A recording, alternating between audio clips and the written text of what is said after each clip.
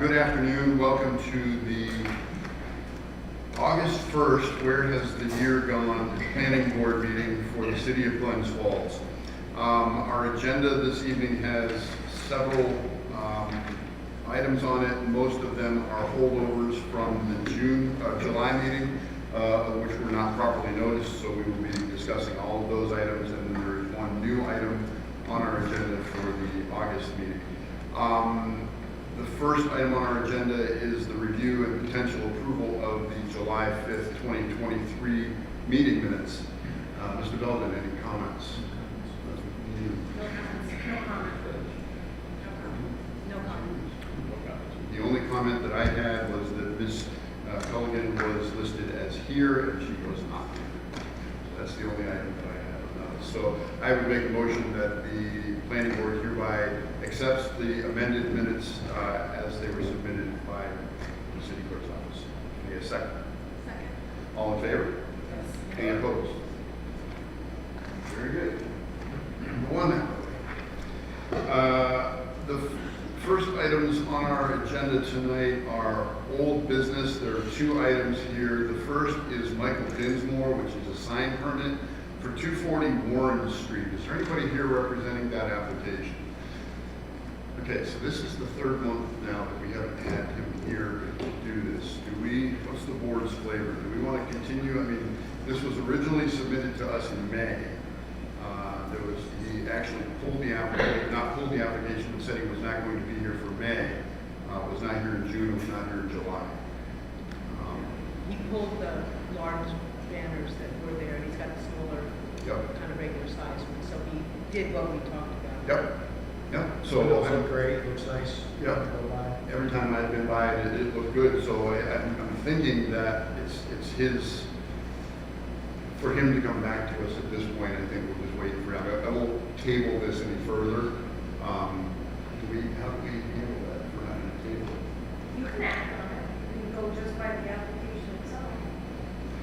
I would prefer, because he was actually going to submit some additional information to us that we never got. Oh. So at that point, Then you either have to deny or table it. okay. What's the board's feeling? Should we continue to table this and maybe reach out to him and give him one more shot to come back to us in September? Yeah, probably not deny it, because we don't have that kind of problem with it. It's just the It's just administrative. follow up. Yeah, it's just administrative and follow up. So is a tabling motion, is that what we're leaning towards? Okay, then I would make a motion that the planning board hereby tables Michael Dinsmore sign permit for 240 Warren Street. Can I get a second? Second. All in favor? Any opposed? Further table.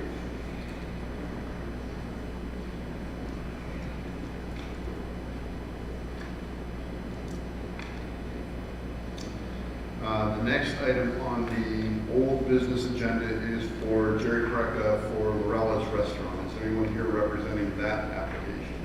This is for an outside dining permit. Again, I drove by today, and there's still no outside dining that's taking place. We are rapidly approaching the time where outside dining probably is not going to be a thing that we're going to worry about. For this one, I'm thinking that there's no reason for us to further table this. Everybody tend to agree with that? I mean, this again this is a holdover from May. I can understand in May. I mean, again, I don't think any of us had, I know we discussed it, I don't think anybody had any real issue with it, but with the lack of somebody being here to represent it, I don't think that we can push it forward. Again, they haven't actually put the stuff out there yet. So my thought is they must have decided that it, in their interest, wasn't something that they wanted to pursue. And I can't, so I guess, Maybe deny this one. yeah, would that be everybody's, I mean, this one was simply a recommendation to the common council. This wasn't Well, no one ever showed up for it at all. right, and we never had anybody here, even though I know that they were told that somebody needed to be here. So, and they haven't put the tables out, something that they've decided not to. So, Karen, what's your? You could do an advisory opinion and just say that you're not taking action because the applicant didn't show up. It's up to the common council to grant it. Okay. I'm giving an advisory, your opinion is there is no opinion because the applicant didn't show up. If the common council feels they can grant it based on the application alone, they can do that.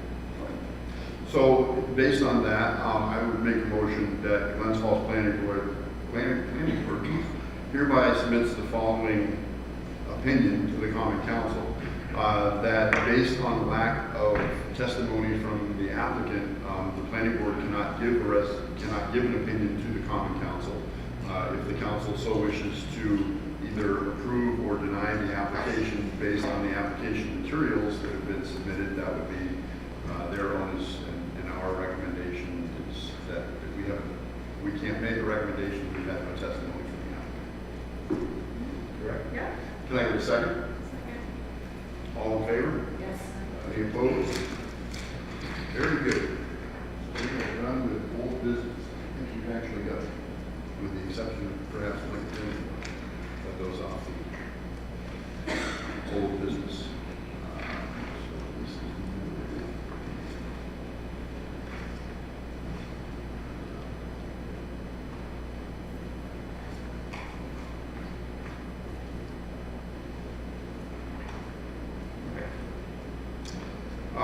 Now we'll move on to our new business, which was submitted for the July application, the July agenda, and we are acting on them tonight.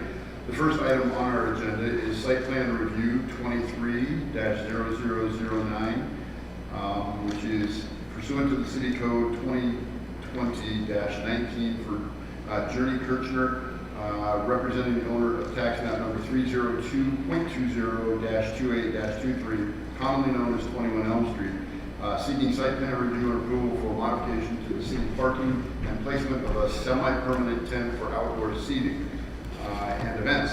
Good afternoon, Journey. How are you? Good, how are you? Welcome back. I know at our last meeting we had some discussions, and we have the comments from our architectural consultant. Nothing has changed there. There was no additional application material that came in. Give us an update. Where are you with the items that we had discussed at the meeting? So the two concerns brought up at the last meeting were, one, an encroachment permit, but it turns out that was filed, you guys did have it, and we're good to go on that. And the other was review from the city engineer, who did come out, did do review, made a couple suggestions, but no changes.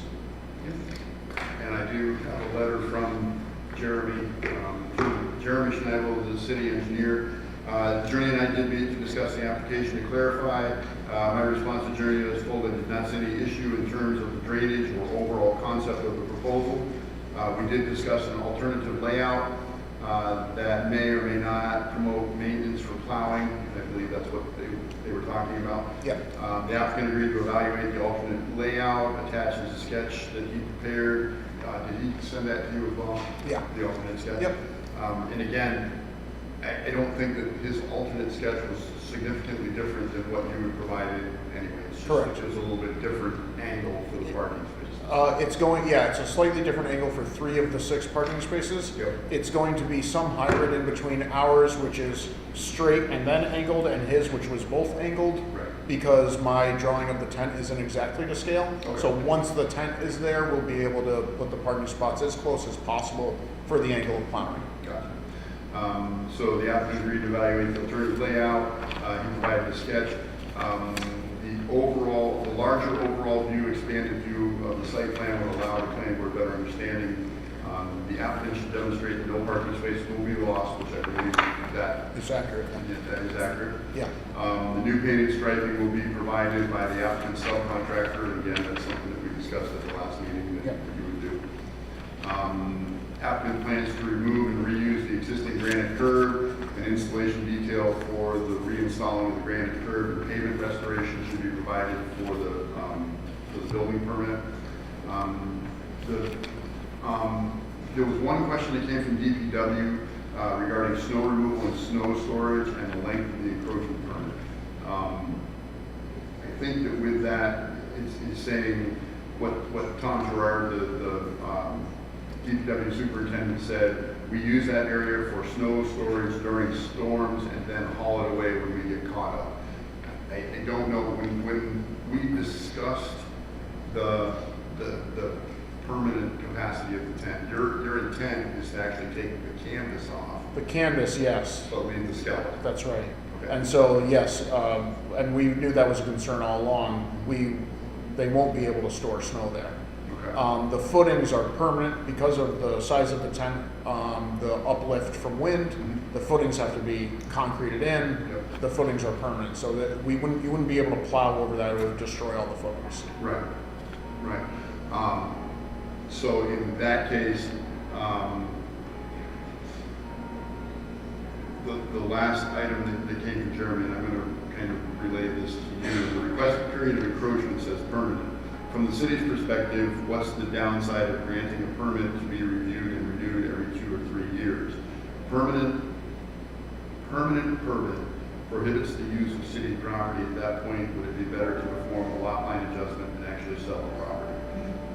And I don't believe that can Yeah, take we're not gonna place. do that. The encroachment is for a year, it's renewable every year, you're calling it permanent, but if at any time the city wants to revoke it, you realize you have to revoke Absolutely. it.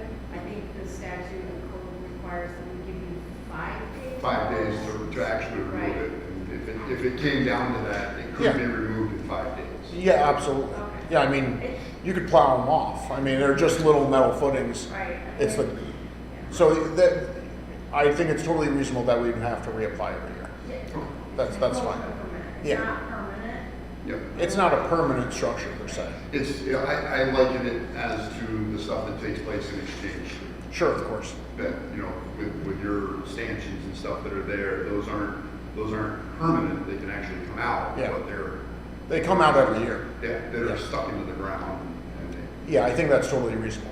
And I agree, I don't see why we'd make it permanent. okay. All right. So those were the only items that Jeremy had put in. I believe everybody got a copy of the application for the encroachment permit that was already filed with us. And that has taken place, so I believe that covers all of the items that we talked about. Is there anyone from the public who would wish to speak on this application? Seeing none. There is, along with this beautification, always included beautifying the front of the building. I do have a sketch if you guys Yes, want I to would look at it. actually- It's simple painting, but Yep. if you wanted to put your paces through it. It's a stone veneer on the bottom will be added, that's currently poured concrete, and then painting. Okay. And that's just the facade of the building? It's all, It's- has always been included, yeah, it's part of the grant. Yeah. Okay. Nice. And that's just an update to the colors, basically. It's just a color update, yeah. Bring your colors Absolutely. into the mix. Yeah, Okay. Did you decide on a color for the tent? I know that was the. It's only white. one. It is white? yeah. Okay. I actually have that, if you guys want to pass that around as well. That's just photoshopped on, but that's the actual tent, the centerpiece canopy.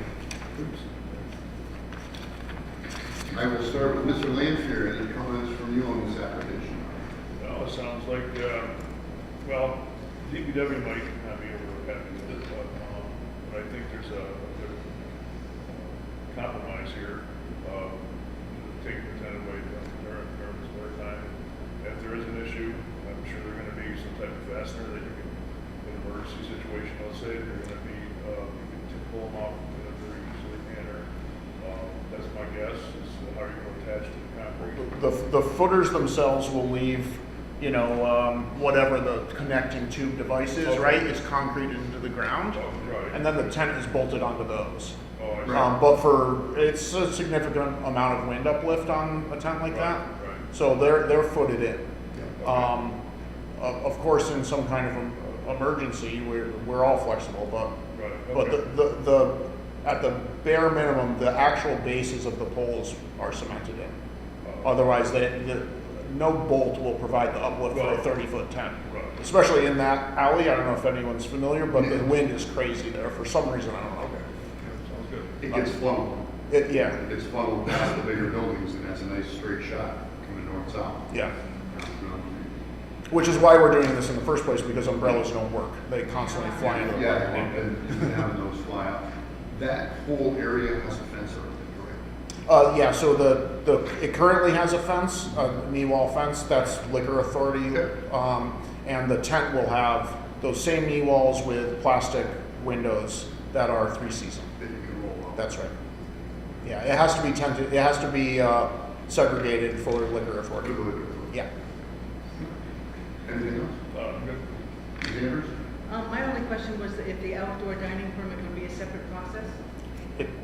It is a separate process. I'm already with Megan on that. As soon as we can put more seats, we pay for more seats. Okay. got it. Because they charge by the seat. They're renewed every June 1st to. Every May 1st, or May 31st to June 1st, yeah. So that gets reapplied every year either way.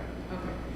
And it will be a larger charge for the city because it will be more It's seats. additional seating. Yeah, It's correct. it's done, it's It's $5 a seat. $5 a seat. Yeah. So much to Yeah, So yeah, they count both. Based on total number. That was my only question, was that was going to be part of this, or that was, It's a separate permit. that's separate? Yeah, separate permit. The Okay. encroachment allows us to do outside dining, then the outside dining permit tells us how many seats and tables. Okay. Good. That's all. That's all. Ms. Conlon? No questions or comments? Anything? You got mine last time.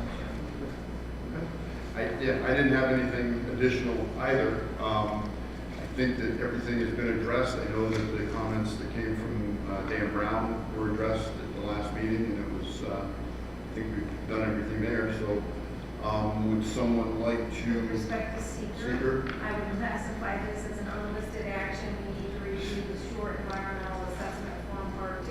Gotcha. Number 1, will the proposed action create a material conflict in adopted land use plan or zoning regulation?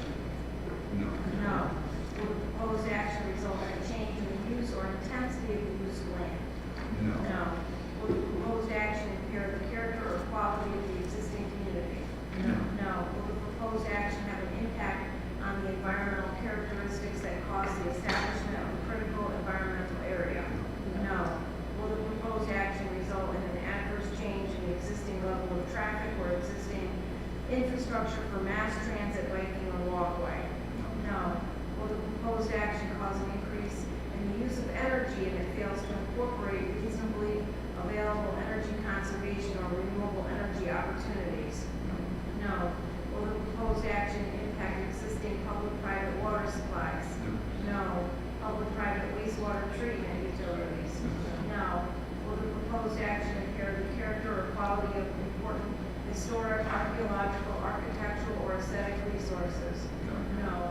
Will the proposed action result in an adverse change to natural resources such as wetlands, water bodies, groundwater, air quality, flora, or fauna? No. Will the proposed action result in an increase in the potential for erosion, flooding, or drainage problems? No. Will the proposed action create a hazard to an environmental resources or human health? No. Based upon the board's answer, the board could issue a negative declaration. Someone like to make that motion? Sure. I'd like to make a motion that the Glens Falls Planning Board hereby accepts lead agency status for Jeremy Kirchner, representing the owner of tax map 302.20-28-23, commonly known as 21 Elm Street. The board has determined the action to be unlisted. And upon and has reviewed the short form environmental assessment form and town documentation and discussion, issues and negative declaration. Can I get a second? Second. All in favor? Aye. Any opposed?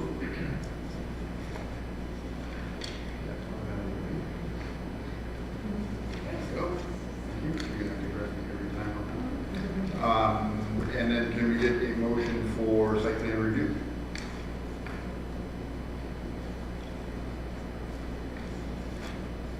Sure. Anyone? I'd like to make a motion that the Glens Falls Planning Board, acting as the Board of Site Plan Review, hereby grant site plan approval for the project identified as 21 Elm Street, and located at 21 Elm Street, as presented at the meeting on August 1st, 2023. The only amendment I think that is warranted is the one where they talked about the connection detail and the curb detail, curb paving detail will be supplied to the building department when the application is made to them. No problem. Okay? Okay. I think everyone's got it. That was the only thing that was in. Can I get a second? Second. All in favor? Yes. Any opposed? Carries. I think you're all set. All right, thank you. Thanks, I really appreciate it. Okay. That was already That was done. done? Yep, because that one was, that's the one that they already have for the outside dining room. Okay. Not there, and when they increase this, it just increases with it, like you said, it's just the increasement of. Increasement? Just made it up.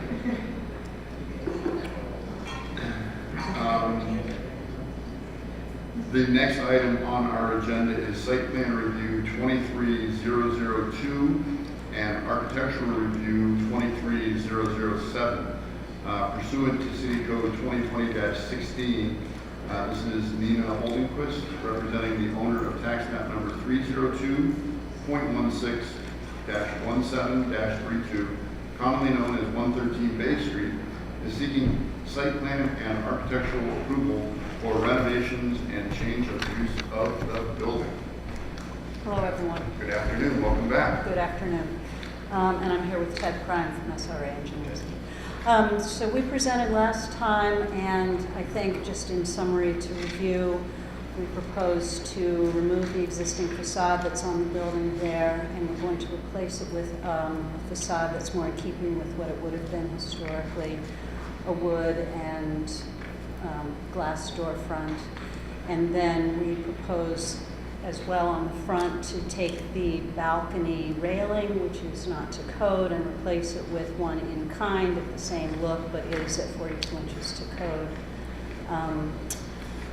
Site plan review included, or site plan proposal included the parking, which you'll see on your map there.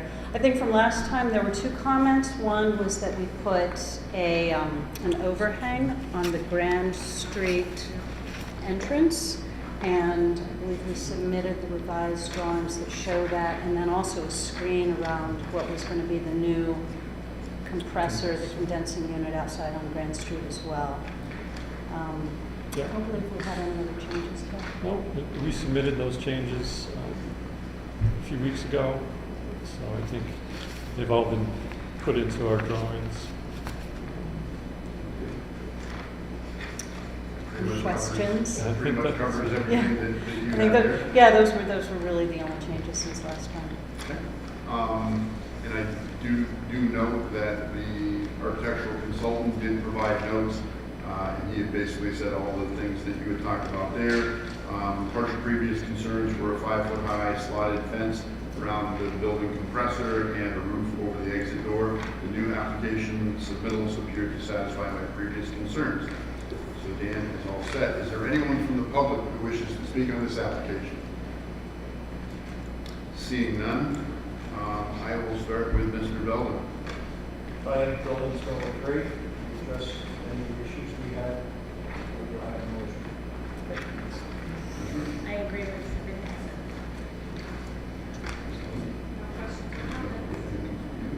I really like the wood and the black together, that look's gonna be great. Yes. Looks good. Yeah, I too, I think that the additions that were made based on our request are completely adequate. Good. I didn't see anything there that would have triggered any other, responses from us. So I'm in favor of the project. I think it's going to be a nice renovation, nice facelift to a building that's certainly needed it for some time. It's really going to enhance that corner. Thank you. Yes. Thank you, Norman, for this still up there. We will. Yep. Very good. Would someone like to make a motion for both site plan and architectural review for this one? With respect to With seeker, respect to seeker? as its replacement, we have new construction of a structure or facility in kind on the same site, including upgraded building to meet building energy and/or fire codes, and it does not exceed a threshold, therefore no further action is required. So when you see me start picking up the paperwork, kick me. Thank you.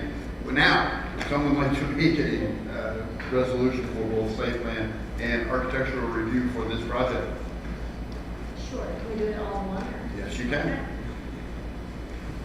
I would like to make a motion to the Glens Falls Planning Board, acting as the Board of Architectural and Site Plan Review, hereby grant architectural and site plan approval for the project identified as 23-0012, commonly known as 113 Bay Street,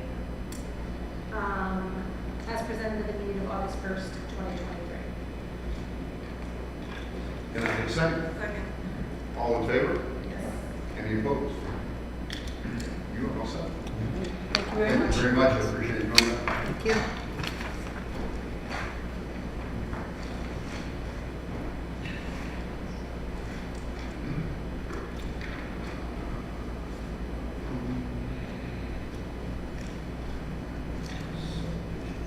This was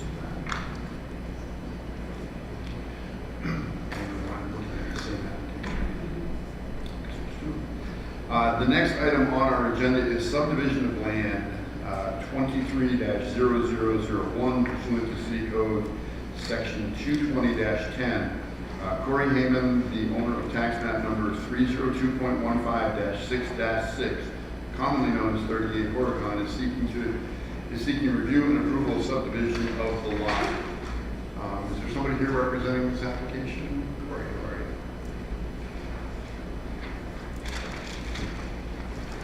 So do you want me to just recap what I said last time? That would be perfect, yes. So back in 2020, October 2020, I came to the board with an application to divide my property. At that time, there was a swimming pool, and so the lot division would not have been to specs for Division A, or Section A zoning requirements. And at the time, I had two neighbors who protested. They did not like the idea of the lot being small and not big enough for a garage. So I withdrew my application to respect my neighbors. And since then, I've removed the swimming pool. And without the pool there, going by guidelines for setbacks and so on and so forth, the lot could actually be larger than is required for Section A zoning. And I'm just applying again. And this time also it will be different because I will be doing the building, whereas last time I was planning on selling the lot. So it's a different application as far as I'm concerned. I did reach out to the surveyor right after the meeting. They're very busy, and he said he cannot just redraw the line because it's been since 2005.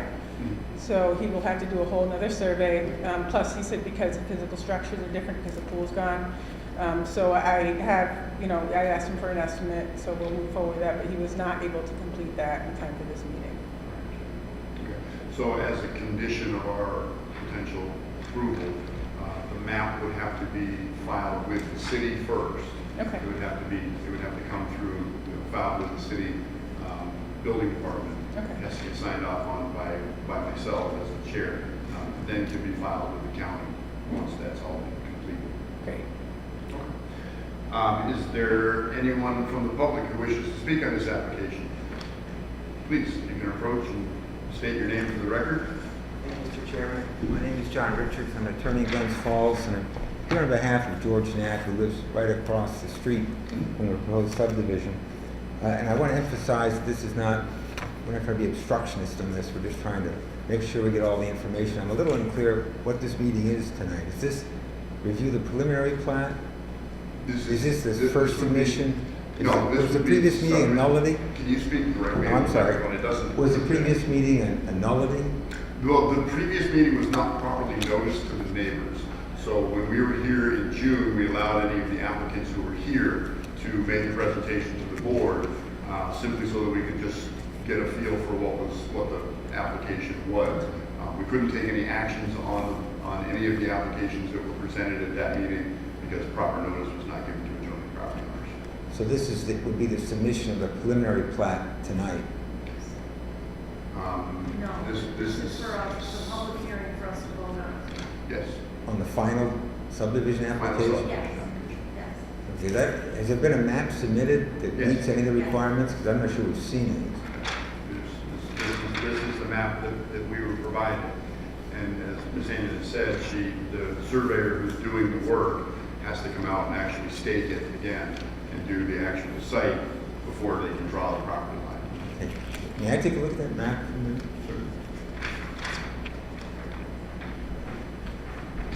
Thank you.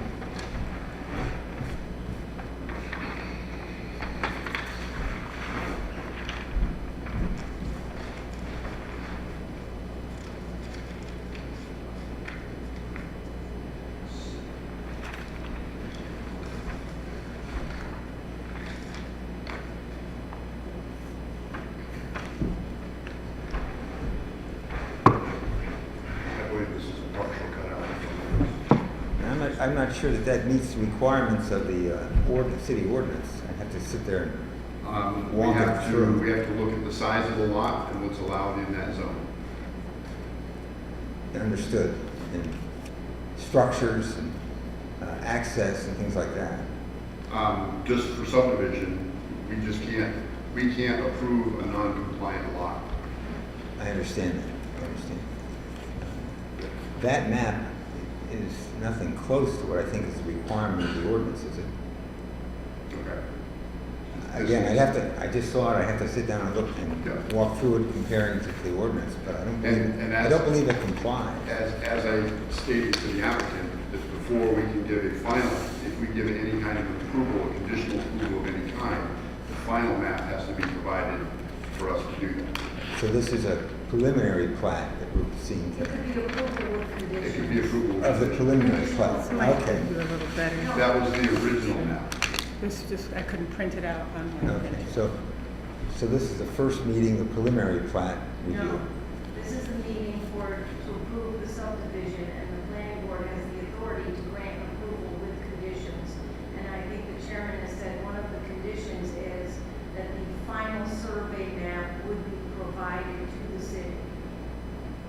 But as we sit here today, what's been drawn on this sketch meets the requirements in this zone. I'd like to have an opportunity, if I may, just to look at the map in a little more detail for about a few minutes. And then, Sure. but I would like to, Mr. Knapp has prepared a statement of his concerns and why he thinks that this is not quite ready for any approval at this time because there's some concerns that have to be addressed and shown on the map. If I can submit this letter to the chairman, I've got duplicates for board members. Are you going to read this into the record? You want me to? No, I don't think I can summarize the concerns. I think it might be sufficient. Okay. But I would like to know this part of the record.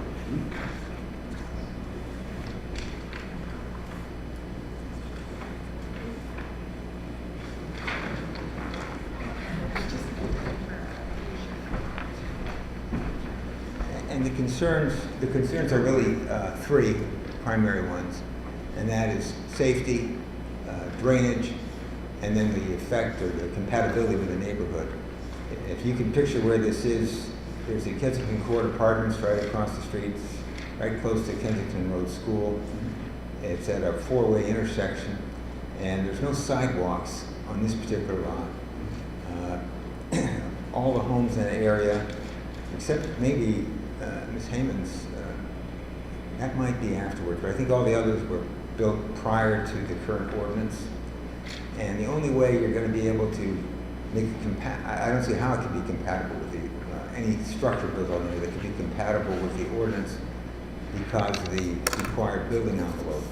But going back to the safety issue, which is really a key one, you're either going to have to back out, whatever is built there is going to be either back out onto Huracan or back out onto the alleyway at the south end of this lot, neither of which is a good safety precaution, particularly in view of all the people that use this area. And also, at the stop sign right by the Kensington Road condominiums, people often blow right through it because they're coming in from Dixon and using it as a throughway corridor over to Glens Street. So you don't get the kind of attention you might see in other parts of the city. It's a congested area, and the subdivision is going to make it more congested. So I think what Mr. Knapp would like, and I believe his neighbors as well, a lot of detail now so we can avoid problems in the future. And those details would be specifically excuse me, what's the vehicular access going to be? What is the drainage situation? I understand there's a ponding problem in the alleyway. And then, of course, what kind of structure could be built there? And what would be the review of that structure Well, this to is, make I it mean, comply? not to cut you off, but we're only looking at subdivision. But And as the subdivision regulations say that if it's a legal lot within the R1A zone, then it's an approval action by this board. and I agree with what Ms. Judd said, which is that you can approve these things with conditions. Correct. And what I'm asking tonight is if there's going to be an approval at any point, that we have all the information for it, and that those things that I just mentioned. But be you're talking addressed. about development of the lot. I'm talking We're about talking even. strictly about our application is for subdivision only, not for I development of the understand, lot. but you can put a condition on there that says proposed structure should be noted prior to final approval.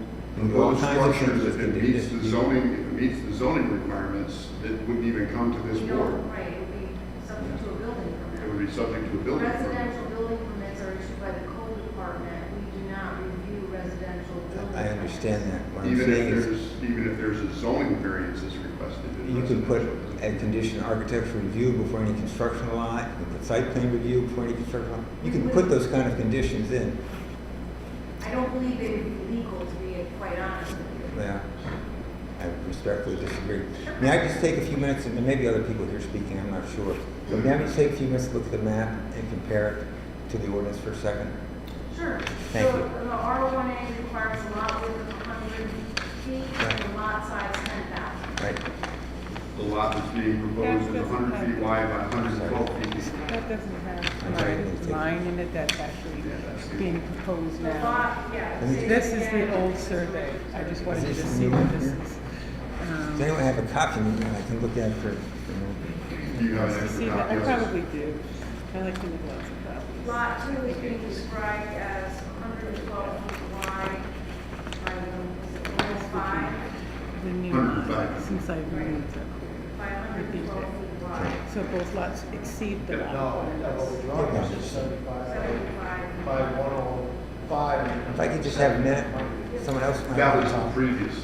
They've moved the lot line down to Yeah, to yeah. make it so it's 112 feet wide. The one that Corey had provided for us prior to this, prior to the pool, you still have that. Yes, that's I the do. I one have that this provided just so that he can see that it was a previously. real survey that it's the snapshot is of. And the pool has now been taken out so that lot line could be, when this was originally proposed to us, and it may help to show her Yes. that map.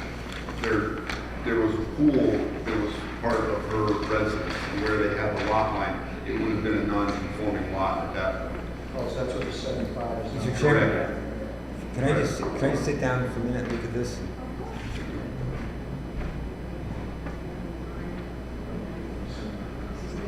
You know, send that around. Yeah, if anybody, I mean, I think Keith is the only other board member that may not have been here. That's what I mean, Keith, I don't think Keith was here. Yeah, yeah. While we're, this is 105. That I have no idea. It's 100, the property line itself, oh, because the street line, because this is actually In that alley? It's in the alley. The point is actually in the alleyway, so that's it. So It's it's a a shared- deeded right of way. Yes. Shared for the alleyway. Correct, yep. That's why it says 100 feet street to street. That's part of the part. And I do have a note on the access question. I do have a note on the access question. There would be ample room behind where the house could be built for actually a driveway large enough to turn around in. It wouldn't, there's plenty of room on the lot. To access to the alleyway? To the alley, yes, yep.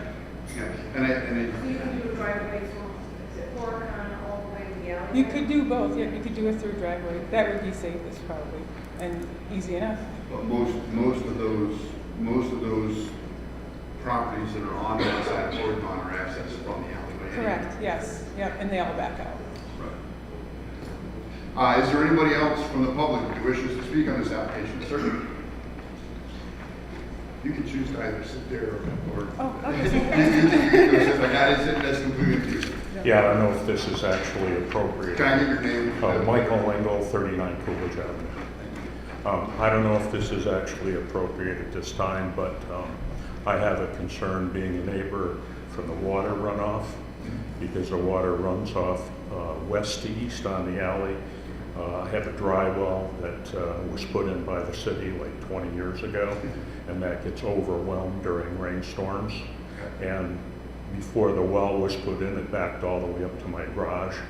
Now, if we get extensive rains or continual rains, it still backs up because it overwhelms that dry well, and it backs up into my driveway and some of the other driveways in the area. And there is also a catch basin on Kensington right on the west side of that alleyway, and that seems very ineffective in controlling the water flow. And from my understanding, if that lot is developed, you'll lose a lot of green space, and so that will, take away water absorption. So I have a concern with that. Okay. Thank you. Ultimately, I think that comes down to a DPW for the city not maintaining the dry well. Those are things that have to be cleaned out kind of on a regular basis. So you're just considering whether the lot meets the subdivision requirements? Correct. Okay. Yep. Thank you. Absolutely. Corey, do you want to take this original survey back? If you leave it with me, it's gone forever. Is there anybody else from the public who wishes to speak on this application? I see no others. Mr. Richards, have you had enough time to review this? Yeah, excuse me. I just went through the checklist, and it doesn't cover all the checklists, but again, I'm not trying to be nitpicky and obstructionist, but I'm just trying to make sure that you understand this is a unique situation. It's infill, it's not a traditional new subdivision. You've got factors that this gentleman just mentioned of drainage, you've got the safety I've mentioned, and you've got the compatibility of the neighborhood. You're going to have almost has to be a house that's not going to be anything like the others in the area. So I do think you have the discretion to either impose conditions on site plan review or architectural review. I don't know if is architectural review required on R1. In a situation like this, you could say Site plan review is not required for an R1. and that's where I think you could make those conditions. So that's what I don't know. I'd have to defer to council. I'm not sure that we can make that call. That's a change to zoning. Our zoning code Our zoning code requires a says- building permit for a residential structure in R1. We, as a planning board, cannot impose greater restrictions on the applicant. We can ask for the survey map, and that should be part of this. It has to be filed and recorded anyway. But to impose greater restrictions than what our code states would not be legal. I think the board has discretion to impose all kinds of conditions, but we would like to see, on any map that's submitted for final approval, certainly we would want to see drainage plan, stormwater drainage, access for any proposed construction, and Again, that's not, that for subdivision, that's not within our purview. Those are, simply all they're doing is a two-lot subdivision of a parcel that is larger in that zone than what is required by our code. And our code says if you can create a lot that meets the requirements of the zone, of the R1A zone, you can correct me anytime I'm stepping out of bounds. Absolutely, I've already said it, but go ahead. That if they can provide a lot, if you have a lot that is oversized, and you can provide a lot that meets the requirements of the R1A zone, you have the right to subdivide that lot as long as you're not creating an illegal lot, which was the problem we had with the first subdivision request that she put in a year or so ago. well, I would just say that the ordinance gives you the authority to impose conditions. I don't believe that it does, as far as stepping beyond the bounds of I believe it's quite explicit, but I'm not going to argue that tonight. And we made our concerns known, I think, in that letter. And I know there's other people waiting to speak on other matters, so I won't move this board up. But I understand that we'll have an opportunity to come back or not. You say this has to.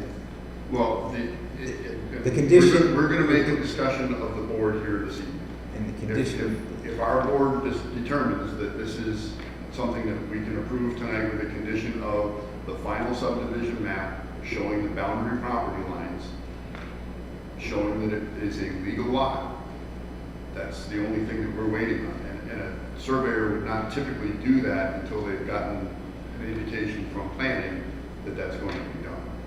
so this would be the only public hearing to discuss the merits of the subdivision application. If we determine as a board that this is something that we're willing to move forward with and we're comfortable with, Then I would ask the board to table this for a month until we can come back with more information and I think some authority for allowing you to give conditions to any approval.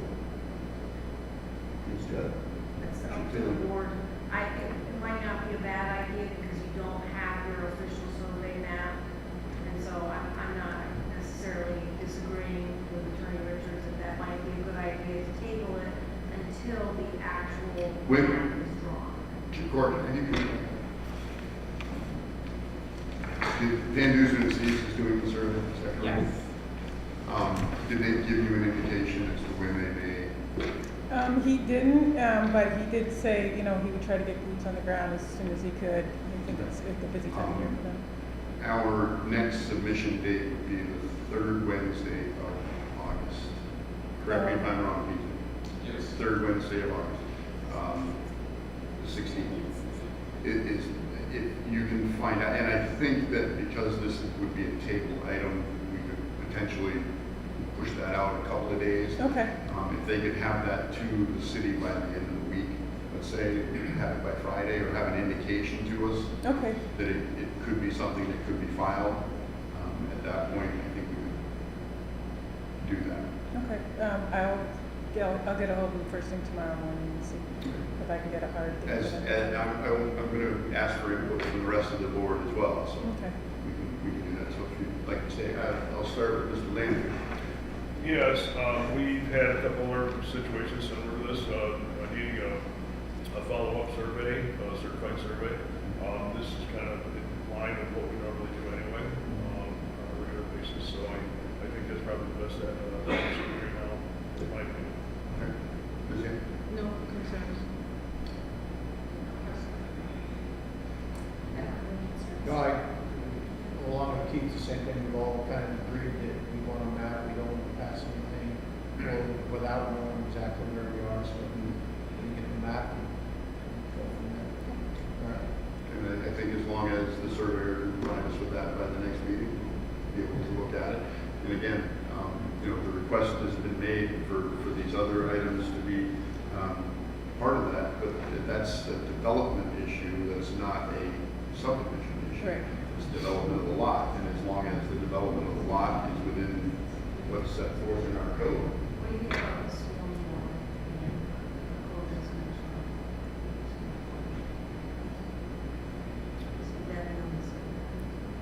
That's not typically on a survey, that's on a development plan. I mean, typically if for a single-family residence is being brought in to make an application for a building permit, you have to show on those plans Right. that you're addressing stormwater runoff. Right. The same as a commercial entity would come to us, we would ask for a stormwater plan. With a residential plan, those don't come to us because residential is not, if we were reviewing every residential site plan that came in for every building permit, we'd have 5 meetings a month. Right.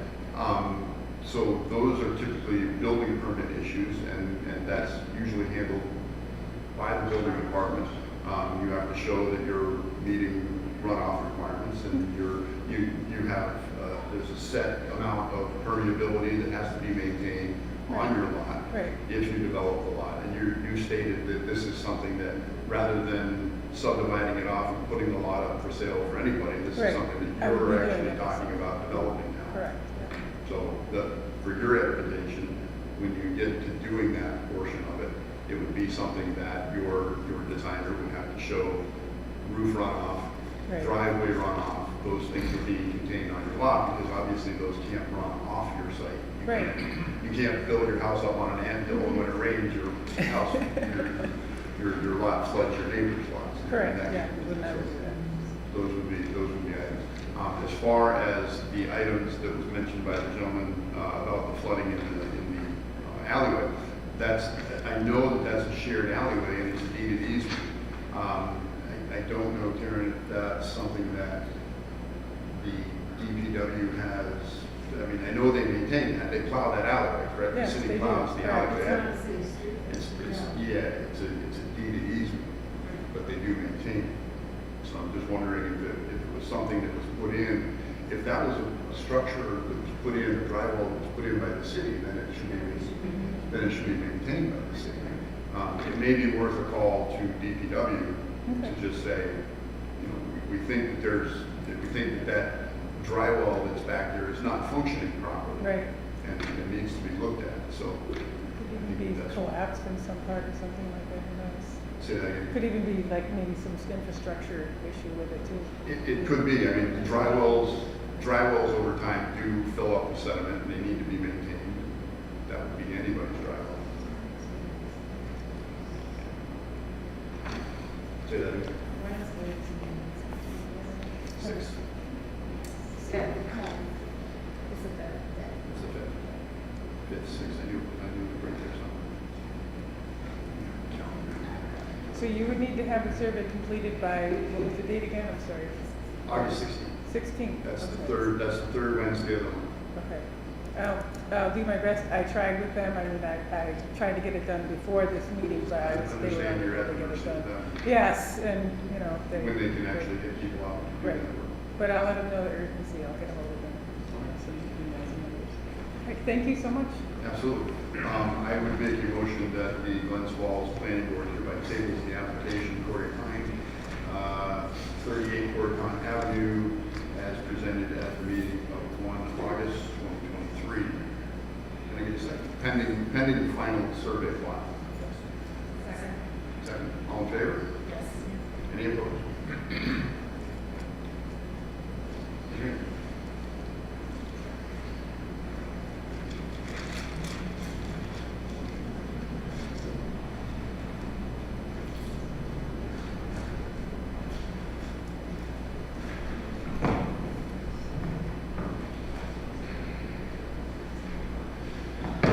Okay, the next item on our agenda is site plan review 23-0013 pursuant to City Code Section 220-20, Eric Unkoff, representing the owner of tax map number 303.17-13-8, commonly known as 18 to 28 Curran Lane, is seeking, I'm wondering about this, seeking site plan review and approval for an art project installing container boxes and applying murals on the sides. So we're looking to install 6 murals on 3 40-foot containers as placed on the property already, and you have the details of the artwork and the containers. And Of the items that were there. I know that there's some clarification issues or some clarification items that have been asked for, and I did have. There were no additional new comments from our architectural consultant. He had no new concerns on that. Is there anyone from the public that wishes to speak on this application? I know that our code enforcement officer, Philip, pronounce your last name for me? Chancellor. It has done some research on this and does have some comments, so I'd Okay. ask for Philip to give us a little update on where he is. Good evening, Chairman Hall, rest of the board. I am currently in the building department. Grandson total. Me and the support staff. So, I've been asked by various members of the city whether these shipping containers constitute a accessory structure. And my first question to Mr. Unkoff is, are these going to be used for storage? They can be, but they don't have to be.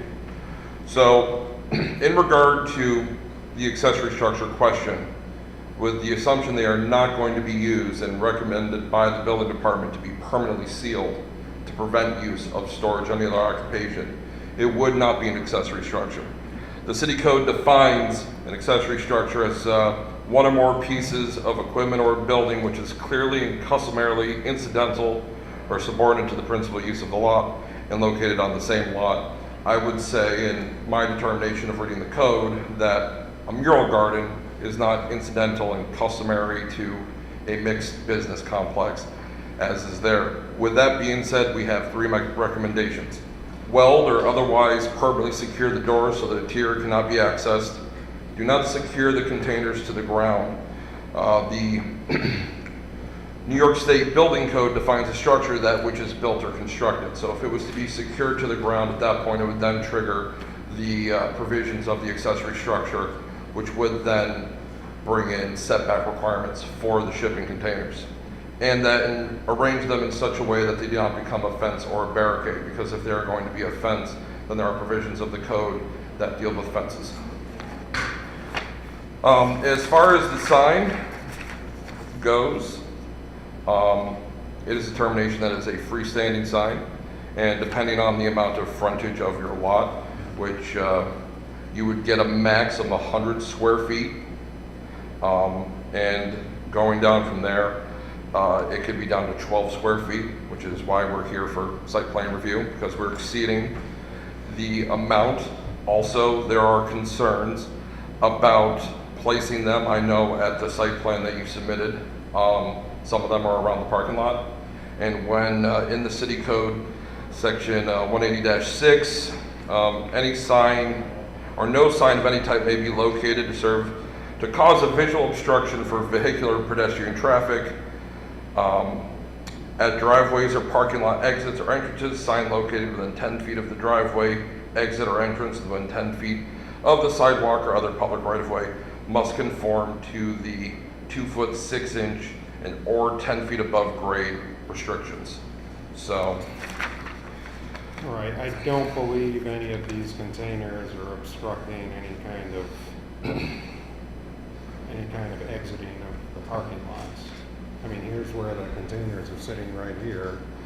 So, I mean, these are at the back of the parking lot. They're certainly not blocking any view here, and this one here is back quite a ways. I mean, it's not like it's obstructing your view of traffic coming down the street. so my other question is, you just stated that you were going to place 3 shipping containers? They're already there. They're already there. They've been there for months.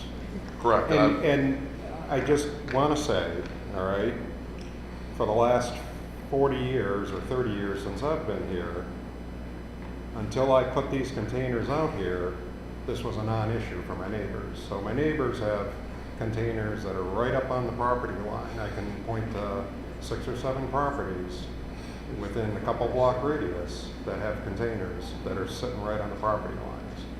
No one's ever said boo about it. I put these containers out here and all of a sudden it's a scourge. And that's all right, you know, I'll work with it. We'll figure out what we gotta do.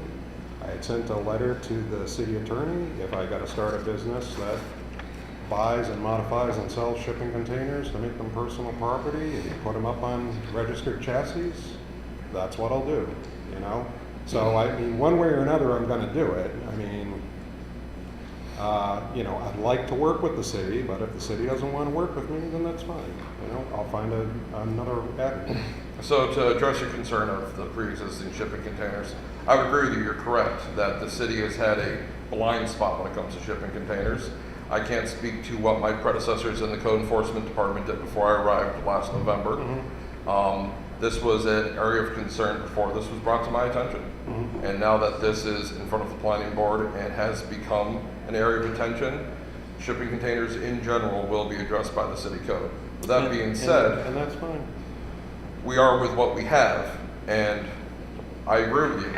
If you don't use them for storage Mm-hmm. and you permanently modify them so that someone can't decide, oh, this is a good place for storage, or a curious teenager or a vagrant or someone else decides in the middle of the night, this would be a good place to explore. From a public safety perspective, if we permanently modify them and don't secure them to the ground, then it is just a sign. With that being said, there are provisions in the code that I do believe you're exceeding as far as signage that would be applied to anyone else who applied for a sign permit.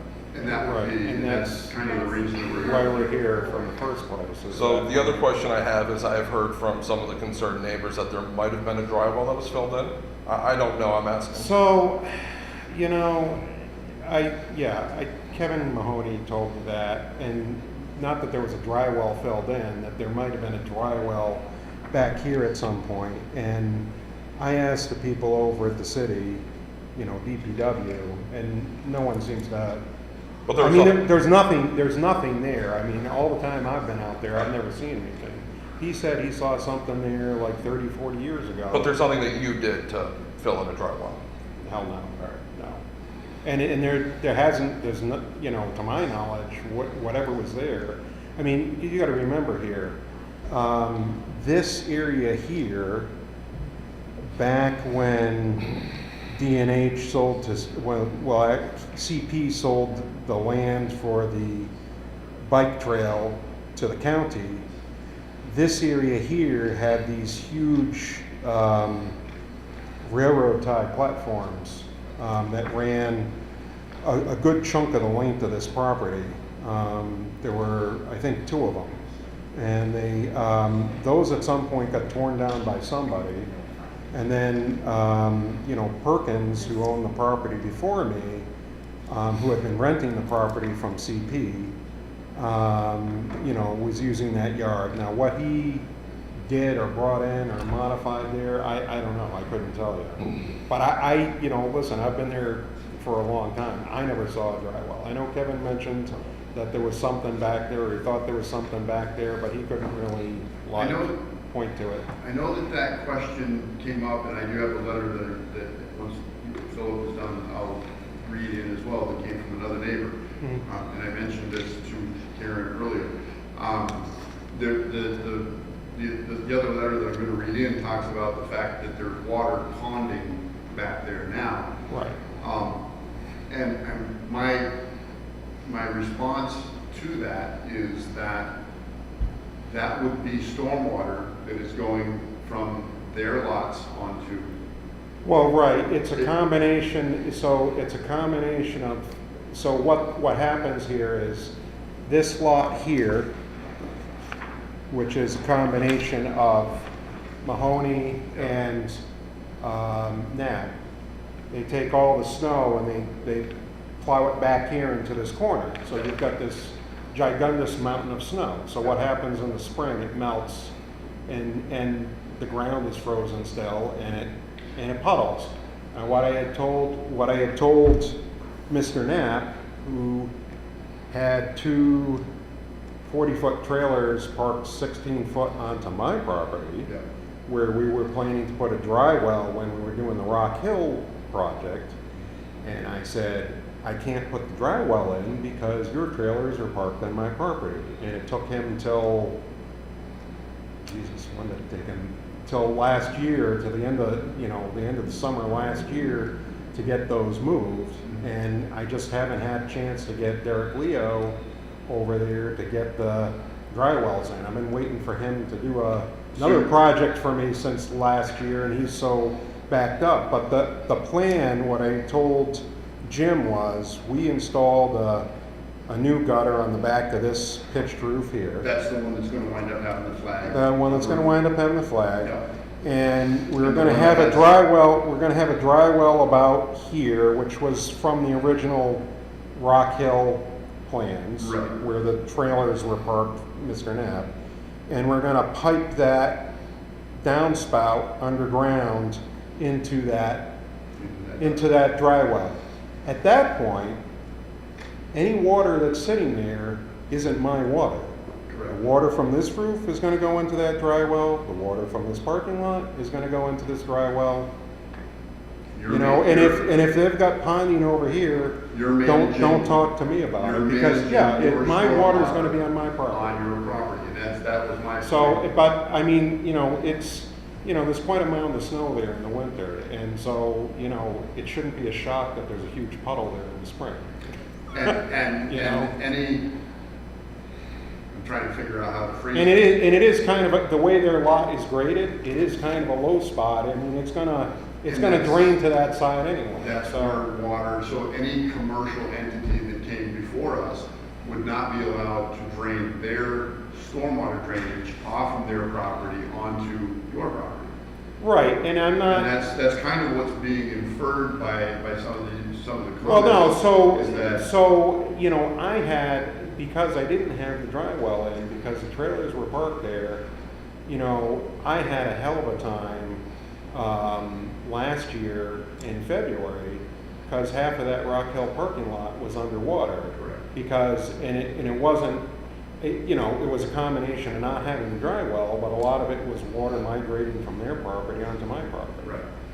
And that's I mean, you know, my point as well. yeah, so it's, you know, stuff's graded so that it's gonna, the stuff that happens on my property is gonna stay on my property. I mean, look at it this way, all right? Gonna have 1, 2, 3, 4, 5, 6 dry wells I've put in, all right? I put in 6. My neighbors have put in that many. 0. So I don't know what to say, you know? It's like, I'm trying to take care of my water. You're in the process of mitigating your Yeah, stormwater yeah. runoff. So, But again, and this is where I come back to, it should not be this applicant's responsibility to handle stormwater that's running onto his lot from somebody else's lot. And everybody else can form their own opinion, but that's kind of the way I look at it, is, you know, nothing has been altered here that would prevent your stormwater from going to anybody else. You're trying to maintain that so that it's all on your property. yeah, so the only place that water can really run off onto their property right now is off of this roof, That roof. all right? And that's like I said, we're gonna, when we get this dry well in, we're gonna pipe it right from that downspout. We're gonna put the downspout right into a tube in the ground and pipe it right into that dry well. And at that point, there's no water on my property that can, and realize, I mean, another thing here is I just bought this building in December. So prior to that, I mean, it was happening before that already for how many years? I mean, now, yes, it's my stormwater now. I'm gonna do something about it. But Do you think all that gravel you brought in to put those containers on had a factor with this? it's gonna keep water on my property. The water from my property is certainly not gonna go that way. But it makes that look more like a lake effect now with all that new gravel. I understand, but in terms of, you know, if you put a level out there, everything was gonna drain to that corner already. You know what I'm saying? Everything gets plowed to that corner, everything drains to that corner. I mean, if it rains. Well, it's way after plowing. I was over there this. No, but I'm saying, it's a low spot. But the way it's set up now, water from my property is not getting onto that property at all. There's no way. And really, with what I had happen last year, I'm trying to keep their water off of my property. You know, because I'll put the dry wells in to take care of my water. If they got an issue with water that they're generating, let them take care of it. You know, it shouldn't be my problem. Last year, it was my problem. And, you know, what is what it is. So, no. So this was kind of the discussion that we're having. So I am going to read. Are you set? I don't want to step on you if you're not done. No, like I said, the other thing that I want to put on the record is I am aware that you are already conducting the work, and I'm going to ask you to stop until you have approval from the board, because there are provisions of the code that bring notices of violation and enforcement actions. And I have withheld that because this is in front of the board and I have not met you yet. It was supposed to be reviewed last month. And- Didn't get it out in time, so.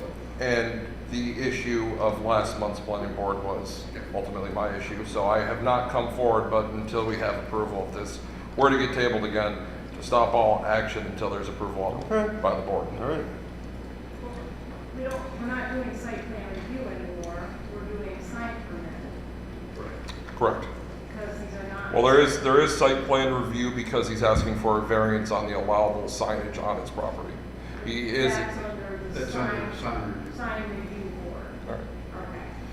Okay. It's just, Correct. the application was filled out as a Yeah. site plan review. It's I got actually- two. it's There's actually two. signed. Well, That's they- true. I was asked, yeah, because I had put the Right. original thing in, and then I was asked to fill out a site plan review, I you know, the think we day had it to was due. determine whether these were accessory structures subject to setback. Right. So if you're okay with the conditions. I'm okay with the conditions. Those three conditions that were listed, I think. That site plan We're review. gonna call. Then we can throw that out. We're gonna call Then we the can throw it out. sign and review. Yep. Okay, Are we all on the same page? Applicant as well? yep. Okay. You're all set, thank you. Yes, sir. Thank you. Do you want to read this one in? That's what I'm doing. Okay. Is there anybody else that wishes to speak on this application?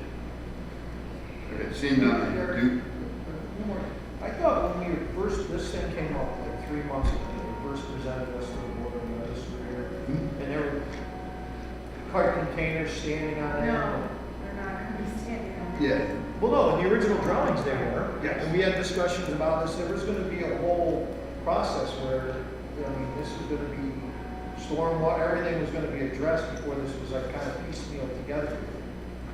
right. And that's the other thing that we do have to address, and I'm gonna get to that next. I just want to get this last letter read. All right. The next letter, or the only other item that we've had here was submitted by Andrew Allison, AJA Architects and Planners, representing Laura Carazone, McFriedel LLC, owner of the building at 178 Maple Street. Respectfully submit the following comments regarding the above referenced project and request that the comments be considered by the planning board and read into the record. Item number 1, the deed for 178 Maple Street includes a right of use easement that continues to the west and to the north of the building at 182 Maple Street. That's the one that's got the Yep. slippery one.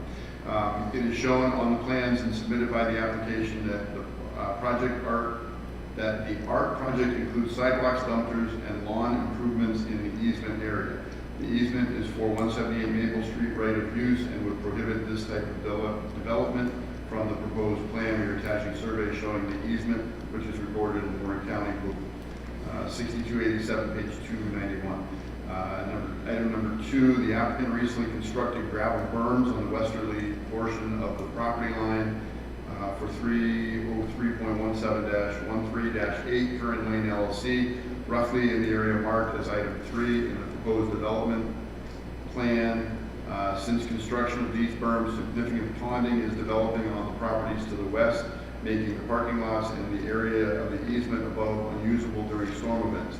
Much of the stormwater comes from the roof drainage of 182 Maple Street. The building which sheet flows to the north into the area of ponding has been mentioned that the surrounding property owners, or has been mentioned by the surrounding property owners, that a yard drain may have existed in this area and perhaps these berms are impeding the impervious flow. The water drains on the site. We would like the planning board to consider how the applicant will address stormwater control. We're including aerial image representing the nature of that problem. And item number 3, it appears the application is limited to review of the proposed freestanding artwork on the shipping containers and the associated land development. The application does not seem to address the artwork currently underway on the building facades.